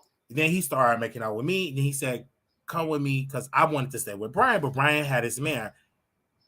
And they started doing stuff in the living room. So his teenage son, was in a room asleep. He was in the room. Now I go to his daddy to his room. Like, me, the daddy, is in the room, right? I'm about 18. I'm young, right? But I'm an adult. Put that in mind. I am an adult. So I see his wife picture. I can smell. I will never forget it. I can smell his wife perfume. I can smell like his wife perfume. Like, I see his wife pictures and stuff like that. And so we started having sex in the bed. Didn't really want to do it, but I say, might as well. Hey, so we started doing it there, and then we started talking. He started talking about his wife, about how he want to leave his wife. She, getting nothing, and I didn't know anything out of him. He just was just going over and over and over. "You so cool. We need to do this again." I said, "Okay, fine," because his wife was going around. She was singing because she was a singer. So I guess in the case, she was out of town or whatever the case, but she was not there. So we had sex or whatever. Then with daytime, so he leave. Then Brian Radcliffe boyfriend leave. Brian is in the living room working on his sermon for Sunday service. He's literally working on his sermon for Sunday service. So he said, "Get on your knees and suck my peen." So what did I do? I get on my knees and I suck on my man pee while he was writing and preparing his sermon for Sunday. Like, and then so we started making out. He wore me out on the table, pushed the Bible and stuff, it just wore me out on that particular table. And we just started getting it in, and then we got it in or whatever. And then we went. He dropped me back home. Mm-hmm. He dropped me back home. So that's my story. So I lived the life. I was literally living that life. All right, Stacey, y'all going over to YouTube. Y'all got it up, okay? Because we better get into these topics. So I was just literally living. I was literally living that life. I was in the life. I was in the life heavy. Okay. So and I'm just telling myself I was just really like. And so I thought I said all that. And then eventually I grew up, I got older, and then I found out that Brian was not this strict type that I thought it was. I was shocked. They said, he take pee, he a bottom. And I didn't know. Like, I was shocked. And then I saw him for the last time I seen Brian Radcliffe. All the fantasy was gone. Because then I looked, that body wasn't the same body no more. I thought he had one of the biggest peen. I started looking at my peen, and his peen mask was bigger. He wasn't the same. Like, he was semi-homeless. Yeah, he was homeless at the time. Yeah, he was. Because he was living on somebody's place, whatever. He was homeless. And so I went to some place, some house he was in. And everything, like, the thrill was gone. The fantasy was gone. He wasn't what he was that I thought he was. And that was literally like the last time I seen Brian Radcliffe in person. And then I saw him like on Facebook. And then when I told the story, y'all flooded his DMs and he deleted his Facebook. And now I think he got a Twitter. I ain't gonna give he's on Twitter, but he rarely posts on Twitter now. But yeah. But that was that. Let's get into the topics, okay? And I have to say names. I don't believe in all the nicknames. I don't deal with nicknames only. I deal with names. I'm from church. We don't do well with nicknames, okay? No. The DO pastor with the wife, he's not homeless. The guy, the Brian Radcliffe was the minister. He was semi-homeless at the time, but not the DO pastor. I don't know where he's at now. I don't know. Last time I heard he went to jail. I don't know how true that is with all that, but let's just tell you that story. We never like to see our ex doing bad. Why you got to say his whole name? I have to say his name, I have to say his name. They ain't gonna be able to find it because he deleted his Facebook. And he was my first. He was my first guy that I let come inside me. Like, you know what I'm saying? He was my first. He was the first. He was literally the first and only guy because I just could not become like about. And then after that whole bottom experience, I didn't want to do it anymore unless it was with Brian Radcliffe. But anybody else, I topped. And I had to learn how to top and everything because at that time I didn't know like different type of condoms. I used to wear the cheap condoms and then I had to get the Magnum because But we'll get into that story another day. Okay. All right. So I feel like this. If you can't gossip about yourself, then you don't need to talk about celebrity gossip. I'm just saying. Okay. I mean, I have this show. I don't care how bad you get. We're going to talk about me first, and then we get into these celebrities. Just like we posted on the social media wall about the whole political stuff. Some of y'all don't like it, but guess what? I'm still gonna talk about politics. No, I ain't doing no separate show. No, I ain't doing no separate channel. It's gonna be right here. And if you don't like it, then you can leave. But you ain't gonna leave because I'm entertaining. You ain't gonna leave. You can leave if you want to. Because you're going to come right back. I got to see Wiley because I'm entertaining. Anyway. Okay. I'm entertaining. So, I'm going to talk about what I'm passionate about. Okay. And we're going to dive into it. Okay. Let's get into these topics. Hey, Leo, the Lioness Queen, my beautiful sister that smells so good when I met you in Atlanta and when I met you in Florida. I just so beautiful, just beautiful, beautiful.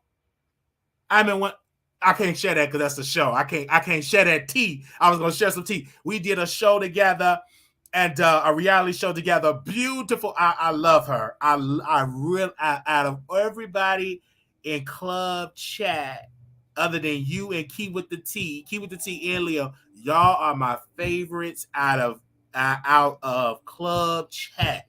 And if y'all club chat got money, okay, I mean money. All right, since Leo here, we're getting the topic, but I see Leo.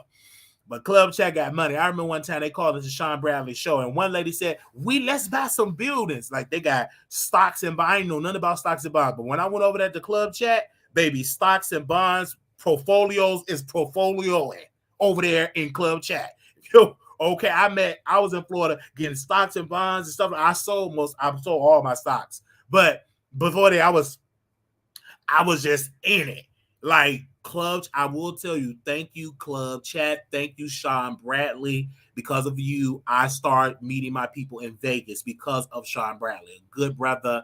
People say he messy. I don't care nothing about that, but his character is amazing. This brother, he the one that gave me an outfit because I was poor. I ain't got it. I didn't know nothing about wearing no clothes. You know what I'm saying? I ain't know nothing about no outfits. That brother, and I got on the pants that he gave me. To this day, I got to get new ones because, he gave me a whole outfit. So when you see my confessionals in the Atlanta show, it's because of Sean Bradley dressed me with that because I did not have no clothes. I was broke. You know what I'm saying? I couldn't afford to bring different outfits. I could just wear what I can wear. You know what I'm saying? Didn't have it, at that particular time. Didn't know nothing about no Fashion Nova. I ain't know nothing about it. And then I had the money to know about it like that during that time. I was limited, credit bad. And we working this at 600 right now. But at that time, my credit was at a 450 points. when I went to Atlanta. It was 450. No, actually, sorry, about 412. It was low in the 400s. And now it's at 600 and climbing. So thank God for that. It's fair. Okay. Love Maria, thank you for that $20. Yeah, you enjoyed on my panel? Absolutely. So we brought Sean Bradley on. If you don't know who Sean Bradley is, make sure y'all go see him. When we did the whole transgender panel town hall, we definitely gonna do another one. All right, so we done with that. So let's get into the topics. Okay. Okay, who I'm going to talk about first? Okay, we got 2 topics to talk about. Okay, Gabrielle Union and Dwayne Wade. And I understand what she's saying, 50-50, but brother, that's stupid. Yo, man, that Gabrielle Union, stop trying to be regular because you sound stupid. I do 50-50. I pay half of it. Your husband got millions, okay? You cheated, allegedly, and stole him from his first wife. Okay, you was the side chick. So stop trying to be all. I hate these celebrities be up there trying to be regular. Oh, I pay 50. You lying. You ain't paying no 50-50 nothing. Stop lying. You trying to seem like, oh, you ain't paying no 50-50 nothing. You are a liar.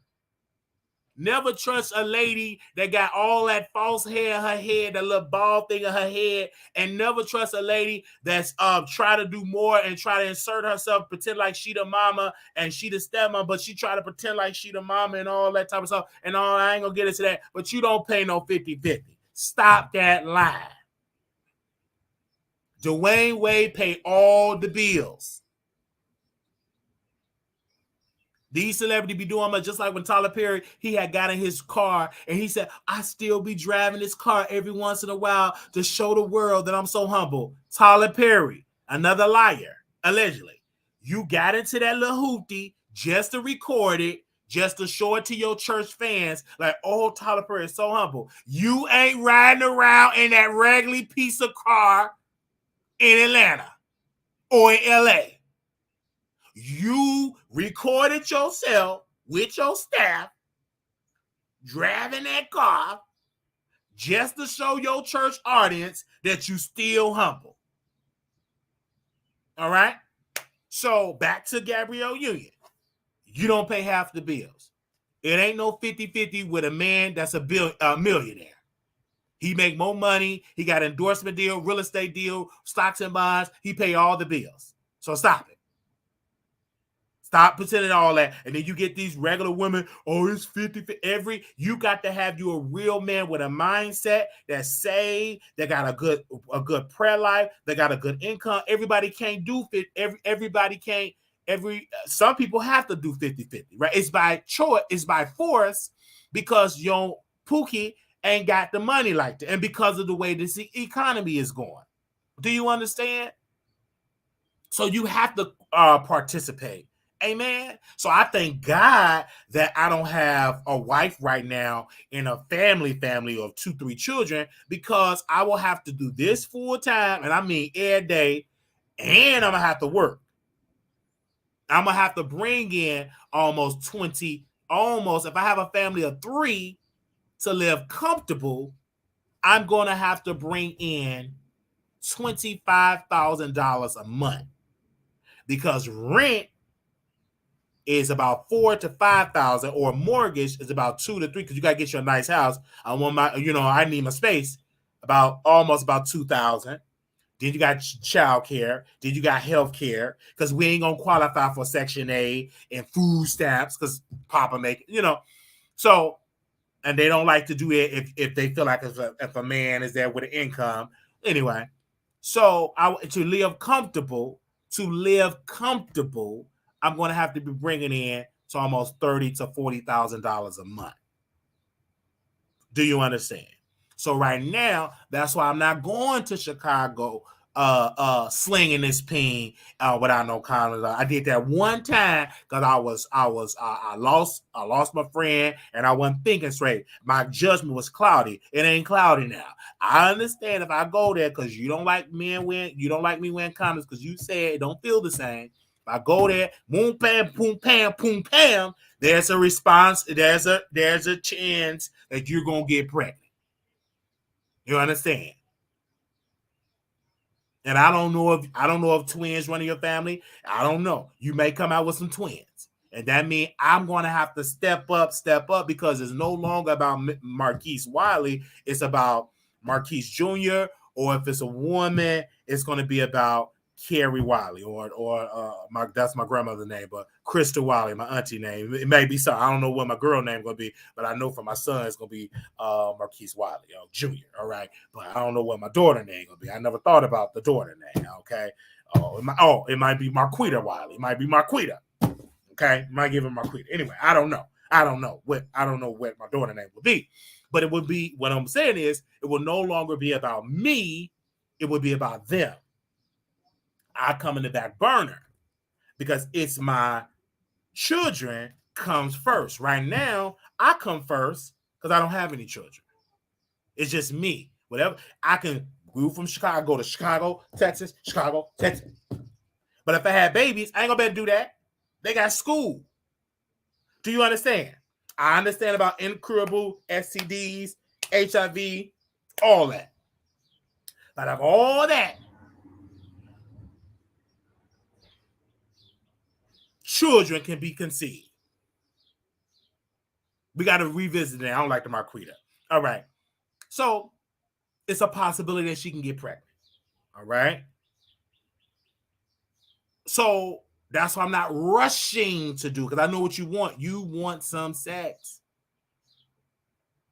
And I know I'm not going to do it not now because I'm trying to become a homeowner. Wait till I become stable, financially stable, become a home. Let me be in that house for a good solid 5 years.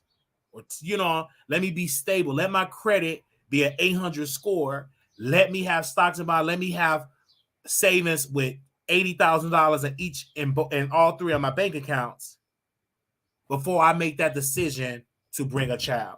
Because I can see by just watching my sister and brothers fight how they're going through. I don't want to have to come here and live with my mama with my babies. No.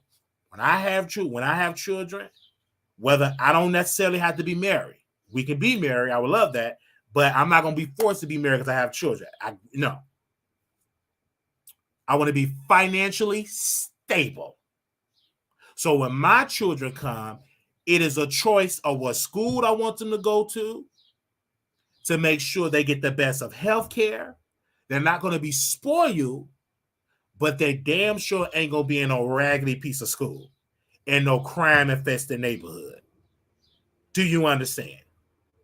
So I understand in order to get all that, you got to have the MONEY. Do you understand?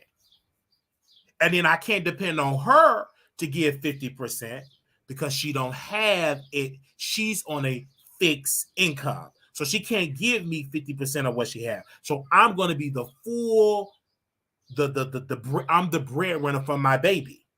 You understand? So it's going to be 100% me. So I know that. So that's why I'm thinking I got to get my money up. Yeah, I got to get my money up. I got to get my money up. And I'm talking about money. Stocks and bonds. Multiple properties bringing in on average close to $1 million a year. My online business bringing in about $2 to $3 million a year. And then we could talk about having children. I'm not in a rush. I'm still young.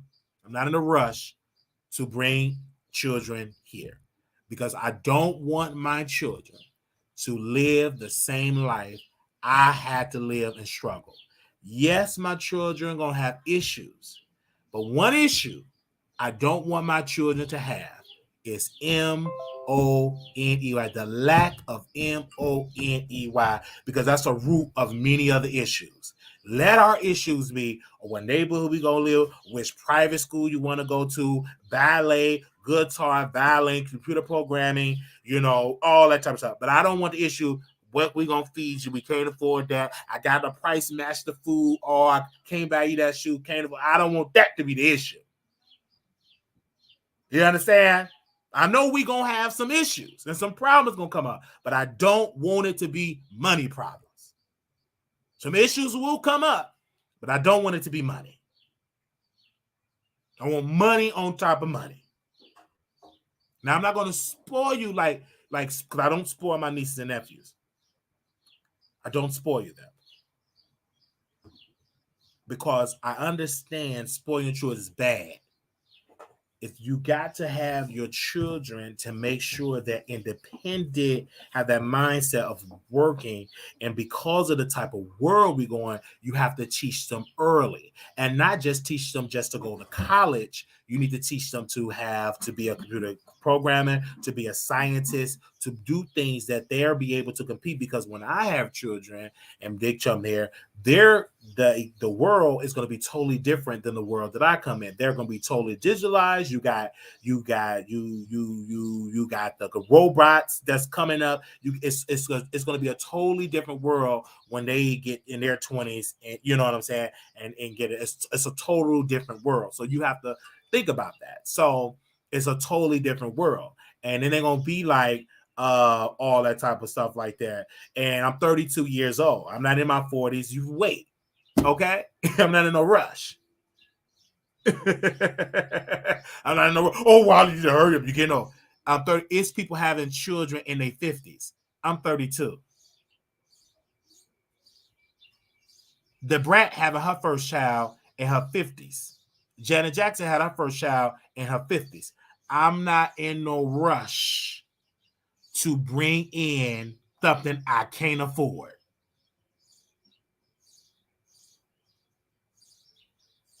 Okay? Still got time. All right? Because there's plenty of people having all these shit and they can't afford them. They can't afford them. They suffering. Then they got to depend on the government. Then we as the taxpayers got to help them out. Because they can't afford them. They're on a waiting list for Section 8 vouchers. So I don't want to be a part of that statistic. And you said when I'm going to be stable? Oh, yes. In the next, it's going to be to be where I want to be comfortable. I will give myself probably about 36, 37 years old. Financially, I'll be in a different position. Very fit, about 36, 37. Yes. I know for sure, without a doubt, I don't want to be in my 40s broke. Let this be the areas I'm learning mistakes. I learned from my 20s mistake. Now credit is very important. I have time, not in no rush. We taking our time. It didn't take me it's gonna take me a while to rebuild what I did. And I'm learning. Understand that. I'm not in no rush. Okay. Now when I looked at my credit, I'm not in all that debt that I thought I was in. That have shifted because of the cancellation of my student loan debt, because of because of no medical bills on there, because of things came up. I'm not in all that debt that I thought it was. If I have to look at the debt, and I will tell y'all the debt that I'm in, I'm gonna leave Dwayne Wade and Gabrielle Union up there since they want to help somebody. Give me that 50%. Leave they pay the pictures on the screen. Give me a second. Let me see if I can bring it up. The debt. Give me a second. I'm going to let you know the debt that I'm in. Do y'all want to know the debt I'm in? I'm going to let you know the debt according to this credit report I'm going to pull up here. Okay. Tweety Bird, that's a lie because people do give me money. Absolutely. So Tweety Bird, you already wrong right there, Tweety Bird. Nobody said no. That's a lie. You ain't doing it, but people do send grown men money on YouTube. You understand that? All right. So you just said something wrong, Tweety Bird. Tweety Bird, every time you go to a Kevin Hart concert, you put money in a grown man pocket. Every time you stream something, you put money in a grown man pocket. Oh, you didn't think I was gonna go there, Tweety Bird? You trying to get you try to give it. Don't block Tweety Bird because she gonna help in an interaction. Tweety Bird, we're gonna stick with you for a second. Every time you buy Jay-Z a record, you put money in a grown man pocket, Tweety Bird. We're gonna stick with you right there and just that blocker. Because she said I had one eye. Let her say I have one eye. And she's a liar because last time I checked, we got two. Now, one of them is crooked and cross, but we got two eyeballs. We're not Fetty Wap. But you buy somebody, Tweety Bird. Who do you support? Yes, you can comment. We welcome your comment, Tweety Bird. Love Maria. Hey, Tweety Bird. She said out of there. Okay. Give me a second. Talk about one good eye. No, both of them I can see, so both of them are good, Tweety Bird. I love that. Give me a second. I want to say the credit report. Let her say it like that. I love it. Cause she just mad and you put money in my, and you know what? Every time you watch, you put money in my pocket, Tweety Bird, on this free app.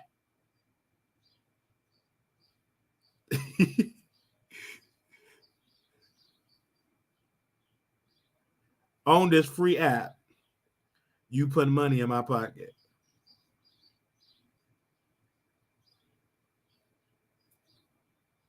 No, we're going to stick right here. But you comment. Nobody asked you. I didn't tell you to say. So, okay, the total debt, it used to be higher than that. It used to be 80-some thousand.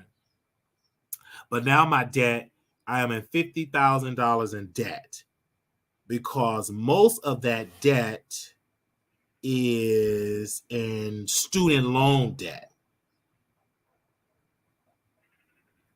Yeah, most of that debt because collections, only $672 in collections.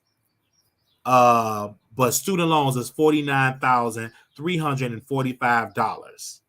Because they canceled out my Westwood debt and my ITT debt, it took it down to $52,000. Because that school was very expensive because the Department of Education shut them down. Hey, for a grown man. Hey, $4.99. Thank you. So right now, the credit card line, $2,085. Credit card line, $2,000 credit line. Student loan debt, $49,345. Collections, we working on that, Crystal Light, because the collections used to be so high. It's down from about $10,000 down from $672. Okay. Yeah, because my collections used to be so high because some of this I didn't even recognize. But it's down to $672.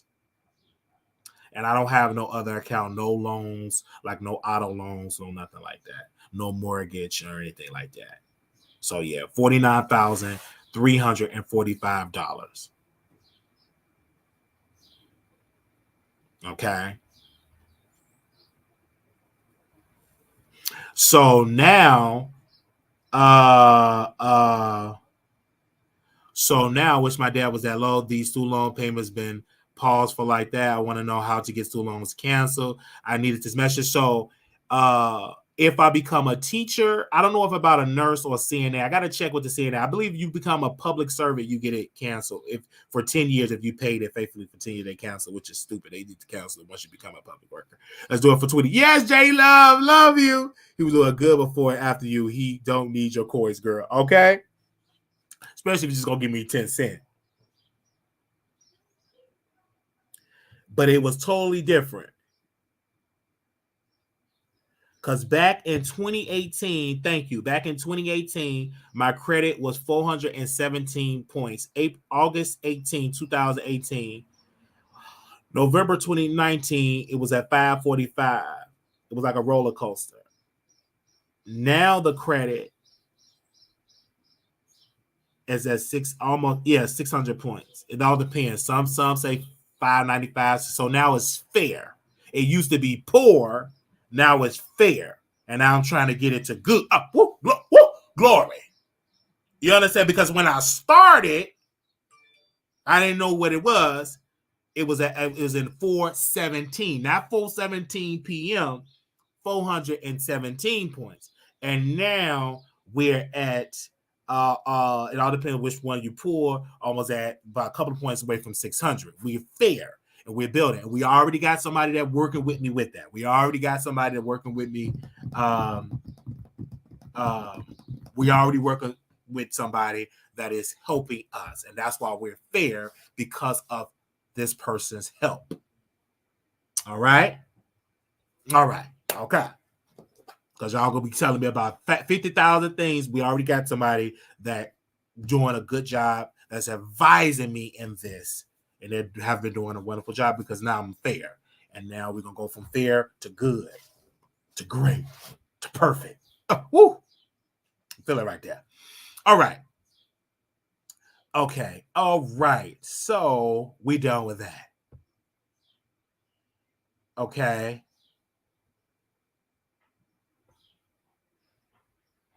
We done with that. So what is it? Okay. So let's talk about Nicki Minaj and Nosey Heaux. We wrote an article, my team wrote an article, and she got a lawsuit with Cardi B, and this is what she said. She said this quote. I mean, this is where it's on thesource.com. They said vloggers won Nicki Minaj lawsuit thrown out due to rappers' own misconduct.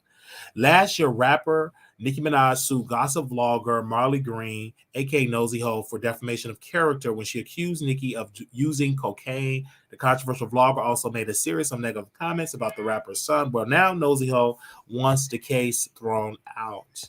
Radar Online reports the blogger who accused Nosey Heaux of abusing drugs has demanded that the rapper also be thrown out of court. RadarOnline.com has learned. According to court documents obtained by Radar Online, Marley Green, aka Nosey Heaux, has denied all allegation of wrongdoing in the case, accusing her of defamation. Last year, Nicki Minaj sued Green for allegedly spreading lies about her using drugs and making vile comments about her son. The rapper took issue with the woman falsely and maliciously claiming Minaj is a cokehead who is shoving all the coke up her nose. Her lawsuit read, in just the day following Green's September 12, 2022 publication of her lie, the Minaj was a cokehead on her Twitter page. Almost 2,000 people had liked it. More importantly, more than 260 people had retweeted it, which led to a firestorm on social media. Attention was undoubtedly called by multiple levels of subsequent retweets. While social media is an extraordinary effective vehicle for spreading light, it does not convert a license to do so. Minaj demanded unspecified compensation damages plus punitive damages. In her newly filed response obtained by Radar Online, the blogger argued that the complaint of acts of these answering defendants were justified and privileged under circumstances included but not limited to true, fair comment and opinion. Further, Green said any damages suffered by Minaj was a direct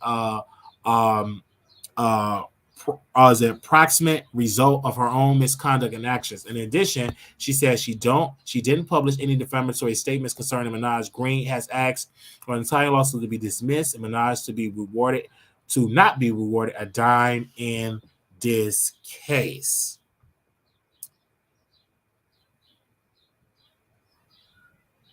So that's what it was. And so Nosey Heaux, she is a cam girl. She teaches people how to sex liberation.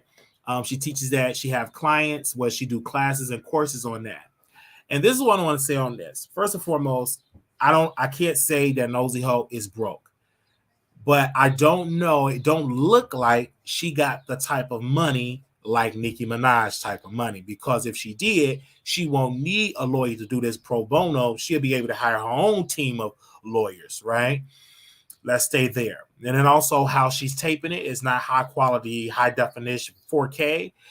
She taping this like she's in some type of college dorm. because when she did the video, it was like a twin-sized bed because she was responding and just dragging Nicki again. So in this situation, like I said in the article, Nicki Minaj definitely had every right. She was forced to sue because number one, she was calling her a cokehead, and it was picking up traction. It's going to potentially have people make songs about it. And if you make this an answer, it clearly will make it seem like maybe this is the truth. So Nicki Minaj did what Cardi B did. She said, hey, I'm going to make an example out of you when it comes to that. A lot of people, even myself, even said it that she did it because she really wanted to sue Nosey Heaux because she kept calling her husband a child molester and all of the art and a rapist and all of that. But now she had to say that. Give me 1 second. Hello?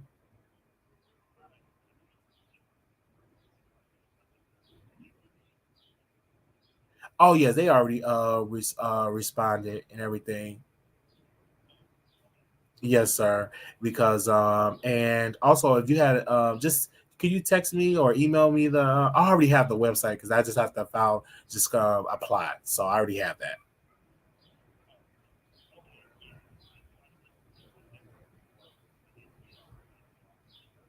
Oh, I probably did, but I'm assuming like, do you have the website? Because I know, well, because the application fee is one thing, and then the admin fee, correct? If this the same thing for this apartment, or no? Oh, okay. I'm sorry. It probably is. Okay. I have not. I have not applied or nothing yet. So what is this one? Is like the okay for August 1st.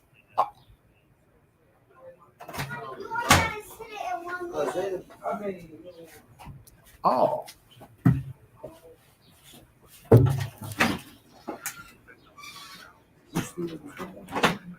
Mm-hmm. Oh, what time you got leave? In 30 minutes.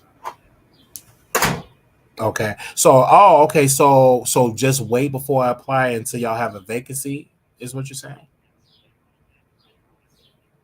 Oh, that's good. That's good that y'all at 100. It seemed like y'all at 100% occupancy. Oh, that's a. Oh, okay. Well, thank you so very much. Okay. So just check back in with you in the next month or so. I don't want to ask y'all because I know in Texas they do like a 60-day notice that if they're going to do it. They don't do that in Illinois, give you a 60-day notice. How much notice they need to?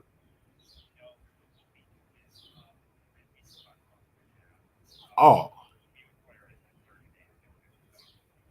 they do a 30-day notice. Okay.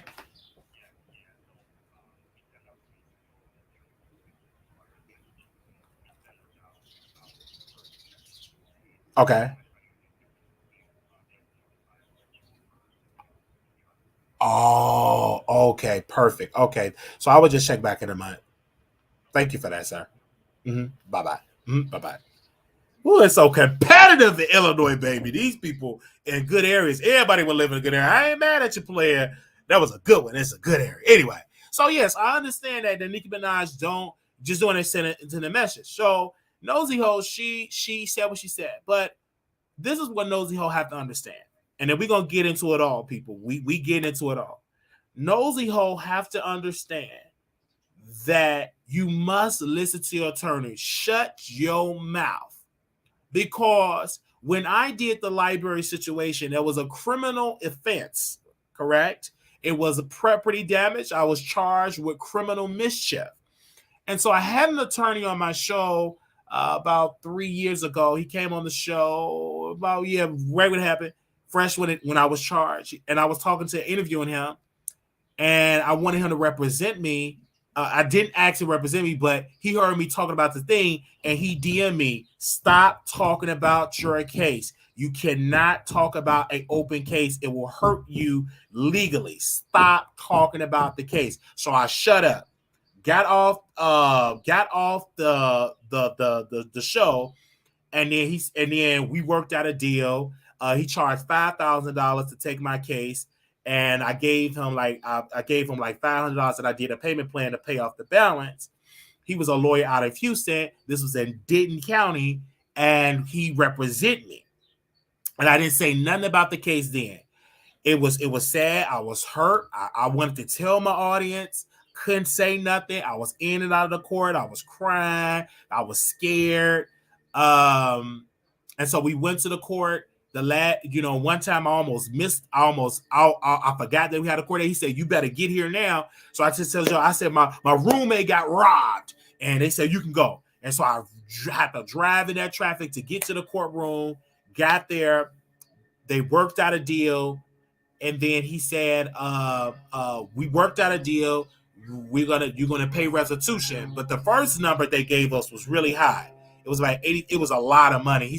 I said, no, it wasn't like that. He said, no, I'm gonna look at the cameras. I'm gonna get all the footage because I don't think you did that much damage. So they brought it back in about $30,000. They said you were paying. I said, okay, I can't really do that, but I would just whatever. I believe God. And then we worked out a deal, and I paid. Because of my audience at that time and because of my regular job, I just put money there, blah, blah, blah, blah, and we paid it off. Boom. But I think I would have hurted myself if I'd have kept talking about an open case. The same thing in civil. It's civil. Let your lawyer sign it. You shut up. Don't talk about it. Shut up. Shut up. Shut up. Shut up. Shut up. Shut up. Shut up. Shut up. Shut up. Shut up. Because if you keep talking about something that is open, it will hurt you in the long run. Do you hear me? Okay. So now that it came out, she did that. Then Armon Wiggins, she did a live. She trashed Armon. They were supposed to be friends. Mind you, they were supposed to be cool. That's what I told him. Believe in all that fake stuff. He go on his channel. He said she was poor. She's a broke cam model. He didn't put her name in the title. He trashed her, dogged her out, all on social media. Then he lied and said he can call the lawyer. Made the impression that he can call the lawyer, which he don't. The lawyer is not talking to him again because she told him not to talk to the lawyer again. That's why he trashed her, because he wanted to bring the lawyer back on there. Nosey Heaux told her lawyer that no interviews, because when we called the lawyer, he said, my client, I have to honor my client wishes. She do not want me doing interviews about this case. And I'm going to honor my client wishes, and I'm not doing any interview. So if I got that same response, so did Armon Wiggins. And that's why he trashed her, because Nosey Heaux told our lawyer, don't do YouTube videos. I don't want that. It's bad. I don't want it. And he's honoring her wishes. Armon is mad. Now he want to call her so many derogatory terms. I'm praying for Nosey Heaux. I think Nosey Heaux should have, I think if she's smart, I think that she should just Bobby. I think that Mr. Bobby and her lawyer should just negotiate a deal to take it down, to recant her statements. If she do have to pay some, let it be less than, because don't try to take this to trial, because you will, you will lose. Just settle. I believe the judge will say mediate, because once they understand her finances, this will be a waste of the court's time. Just go in and do it, because we see the thing that happened with Cardi B and Tasha K. It didn't really work. And Tasha K had money to hire a lawyer. It was a bad lawyer, but at least she had some money for that. But it didn't work for her. She had to pay $4 million. And now she got to put her son to be a child soldier in Africa. And then now she got to pay Cardi B $4 million, and all of her YouTube checks go to Cardi B. And now you got to abandon the YouTube model and start an app. And then you put the app money in your mama name. And then Cardi B filing an injunction against your mama, filing things of type of fraud that you missed the course and try to hide the money. So now you got your mama in drama and all that. But it's a whole nother drama, right? To Armon Wiggins and to you, he kept saying y'all were cool. That's why I don't believe in all that YouTube stuff. It's stupid. Y'all are colleagues. Stop saying y'all friends. We are colleagues. We record you colleagues. And he trashed her because she didn't want him to call on the lawyer, the interviews. And it's wrong, for Armon to do that. But he did not give her the credit by putting her name in the title. He kept calling her broke cam model because he don't want to give her no traction, which is stupid. He's a dumb person. Just so dumb.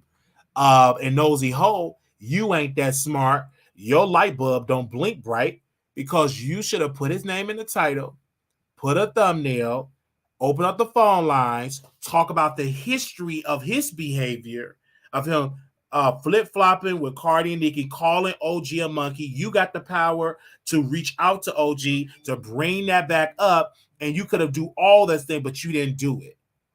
That's what I think you should have been doing, but you ain't that smart, because if you were, you could be further off with this lawsuit with Nicki, but you don't know how to monetize that at all. Couldn't be me. I'll do a much better job. And so now we talking about this, and I thank God for that, and I said what I said, and Armon Wiggins said that. And so then now that was that piece. And then we changing our platform, and we're getting into celebrity gossip. We added on to the platform, and we wrote a statement that we're getting into political gossip and political, commentary. Some people didn't like it. Majority of people do like it. But you got a couple of people that never comment in the chat, always got something negative to say. And then somebody posted under that comment, they said this, and I want to make sure I read it, you guys. And then we're gonna close because I got an interview to do. Okay. Because I know y'all probably ain't gonna call in like that. Give me a second. Okay. So this was 32 comments. Okay. It's one particular comment I do want to read, and I'll dive into this another show with all the other comments. But this comment was from Taylor James. Taylor James said this: "Hey Taylor, wow, Armon Wiggins is psychic. He literally said if Wiley ever left the mess, he would do great as a political channel. Probably might," he meant to say might, he said might even get more money per view since there isn't a lot of videos on politics in your sector. And I responded to this: "Thank you for your comment. It's interesting to hear that Armon Wiggins had a similar idea about incorporating politics into our show. While we love focusing on the mess and delivering entertainment, we also recognize the importance of staying informed and discovering specific issues like politics. But blending politics with our existing content, we aim to offer a unique, engaging experience for our viewers. We appreciate your support and enthusiasm. We're excited to see where this new direction take us. Who knows? Maybe we've found a niche that resonates with even more people. Thanks for being a part of the Wiley Show community." So we understand that. So when we're hearing this idea and people were saying that if he did say it, that's a win. Because I've always been political. And Rick Ross, he's dealing with a political situation because he wanted to have a car show, and the community applied pressure to the city, and they refused to give him a permit to have his car show at his mansion. And now Rick Ross said, "Well, I'm going to run for mayor." Well, brother, you should be putting your money not just in a Maybach, not around your neck. You need to be invested in politics, because maybe if you would have paid, if donated to some campaign to city council members, maybe they would have gave you your permit. But y'all be so quick in hip hop and forget that you got to be politically engaged. So now you wanted to have a car show in your mansion, which the white folks ain't gonna have that, but you wanted to do that. And because you didn't have no power, no pull, they rejected your permit. But if you're the type of person that had campaign events for many other city council people in your mansion, donated to them, participated in the events, stay active in city hall meetings and all of that, then maybe they would have gave you your permit and maybe told you that you have to pay for the police to take care, but you didn't do it. So when people don't get into politics, that's why look at Rick Ross is political. Okay. So, and then also we understand this because his white neighbors don't want you ghetto black folks in that neighborhood with all that ghetto weed smoking robbers to be sign out trying to rob and steal. They don't want them in their community. And you know what they're going to do? They don't do like what some of y'all do, complain to each other. They go to City Hall and use their political influence and say, we don't want that at all. And guess what they're going to do? Comply with those with that political influence, because most of them on that block in that neighborhood, they donate to campaigns. They are politically engaged and they showcase their power. And then Rick Ross said, I'm going to still do it anyway, which is going to get shut down, which is going to get fines, and you're putting all the people at risk because it's probable cause that they're going to be checking license plates, people going to get arrested, you're going to shut it all down. Then you're going to have multiple fines. Then they're going to keep on fining you. Then you say, well, I think I need to run for mayor. Running for mayor is about whenever it happened. It ain't happening today for that car show. So who gives a darn what you think you want to do? But today, or when you had a car show, you ain't having a car show. And then you have the audacity to say out of them thick lips, I have to say this, brother, you don't want to hear that. You have to say that with them thick lips. You say that you're better than DJ Envy. You got more swag than Envy. Let me tell you how stupid you are. Because DJ Envy always get his permits. He know where to have his car show. He have his sponsors. He have his permits. You don't. So obviously you dumb, and DJ Envy is smart. So how dare you try to criticize DJ Envy when your black behind can't even get, with your thick lips, you can't even get a permit granted to have a car show in your mansion. And if you got all that swag, why do you want to do it in your mansion? It's because you cheap. It's because you broke. Why don't you get a venue and do it there? I'm not impressed about you being a top rapper because you stole one of the rappers, one of the top drug dealers, Ricky Rose, whatever the top drug, you stole his name and his identity and swag, and then he sued you, and then he lost because it was too late. So you ain't nothing but a fraud. And if you don't like it, go and sue me and hope you got the right permit. Okay. Freeway Rick Ross. Yes, it was a drug dealer, man. He stole his identity and everything like that. Okay? So, back to Armon Wiggins. This is why we can't abandon politics and entertainment. It's all together. Politics and entertainment, celebrity gossip is in the same bedroom. You cannot distinguish the two. It's intertwined. Okay? A lot of artists, they get screwed because of 360. They don't get their royalties. They want to get their masters. That's political because the government, because the reason why the labels are able to get away with it, because the laws is outdated. It do not favor the artist. It favors the corporation. Why? It's not by mistake. It's by design, because those same leading corporations and leading recording studios, they go on Capitol Hill and they make sure they give money and they give millions of dollars to influence those politicians to keep them laws on the books to not benefit the artist, it benefits the corporation. That's why radio shows, these leading company that owns radio, that's why they work hard to not pay the artists, only the songwriters. But because artists, they too busy singing and not getting political and lobby Capitol Hill and say, listen, we want to get paid when our songs are played on the radio. Do you know that the song, the singer don't get paid? Only the songwriter get a cut from radio. They don't have to pay the artist. But you don't hear the Beyoncés, the Jay-Z's, and getting in lobbying Congress to change the law. So no, I will not start a new channel to talk about politics. Politics and entertainment works hand in hand. Because it needs to be laws about how can you audit streaming music. Because of Snoop Dogg, he said, well, if you get only if you a song, if you have writers crowd, songwriter, you have writers credit, we get paid. But if you just sing it on the record, you don't get paid for you have your music played. You just sing a singer on the record.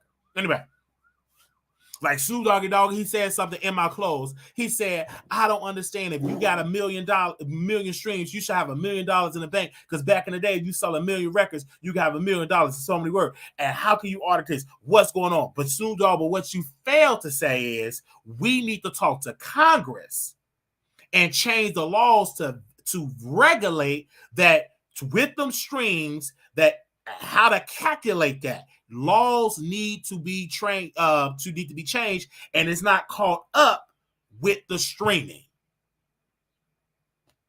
All right.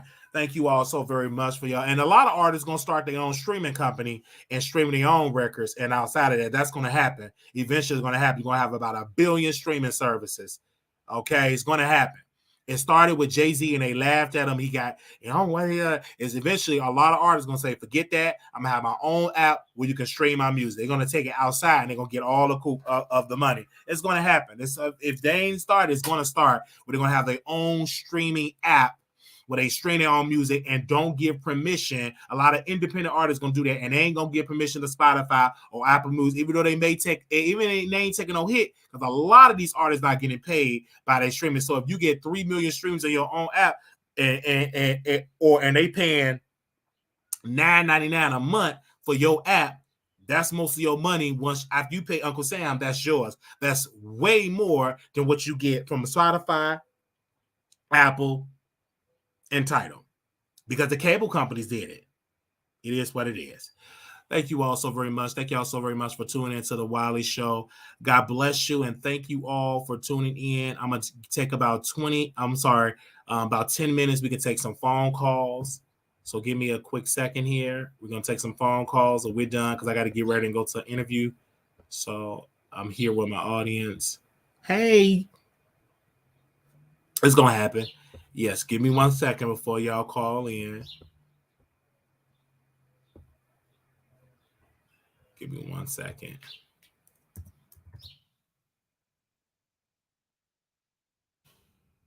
Give me 1 second.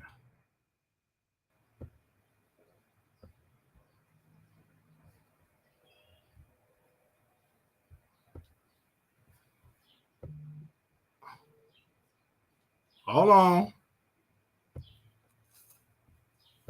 All right.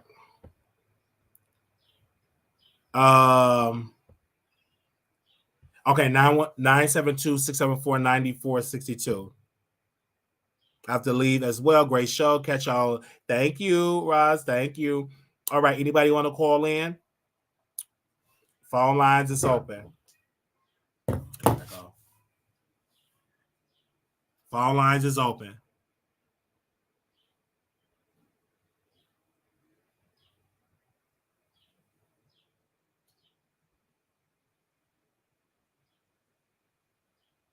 All right. Thank y'all so very much for tuning in. I will see y'all in the next video. God bless you. Make sure y'all go check out the website, www.wileythetroll.com. If you want to contribute to the show, go to $Marquise28, and it will definitely donate to our program because it goes right back into the show. www.wileythetroll.com. We want to go to the City Hall meeting next week, so we need your financial support. Make sure if you want to contribute to our broadcast, to us directly, if you want us to get it directly without anybody else taking a cut, you can hit our Cash App at $MarquiseWiley28, $MarquiseWiley28, Cash App, $MarquiseWiley28. Thank you so very much. If you want to contribute to our broadcast, please do $1.05, whatever the amount you have. God bless you and thank you. And we also have Zelle, Wiley Show at gmail.com at Zelle. Also, we have PayPal as well. So we thank you all so very much for your massive support. Thank you. God bless you. God bless you. Thank you. List us on Station Head. Members, we will do a members only live sometime this week. So be on the lookout for that. I will post that information on the community tab, also on Patreon. We will see y'all in the next episode. Make sure y'all subscribe. This is a long, lengthy video. Thank y'all, and I will see y'all later. God bless you.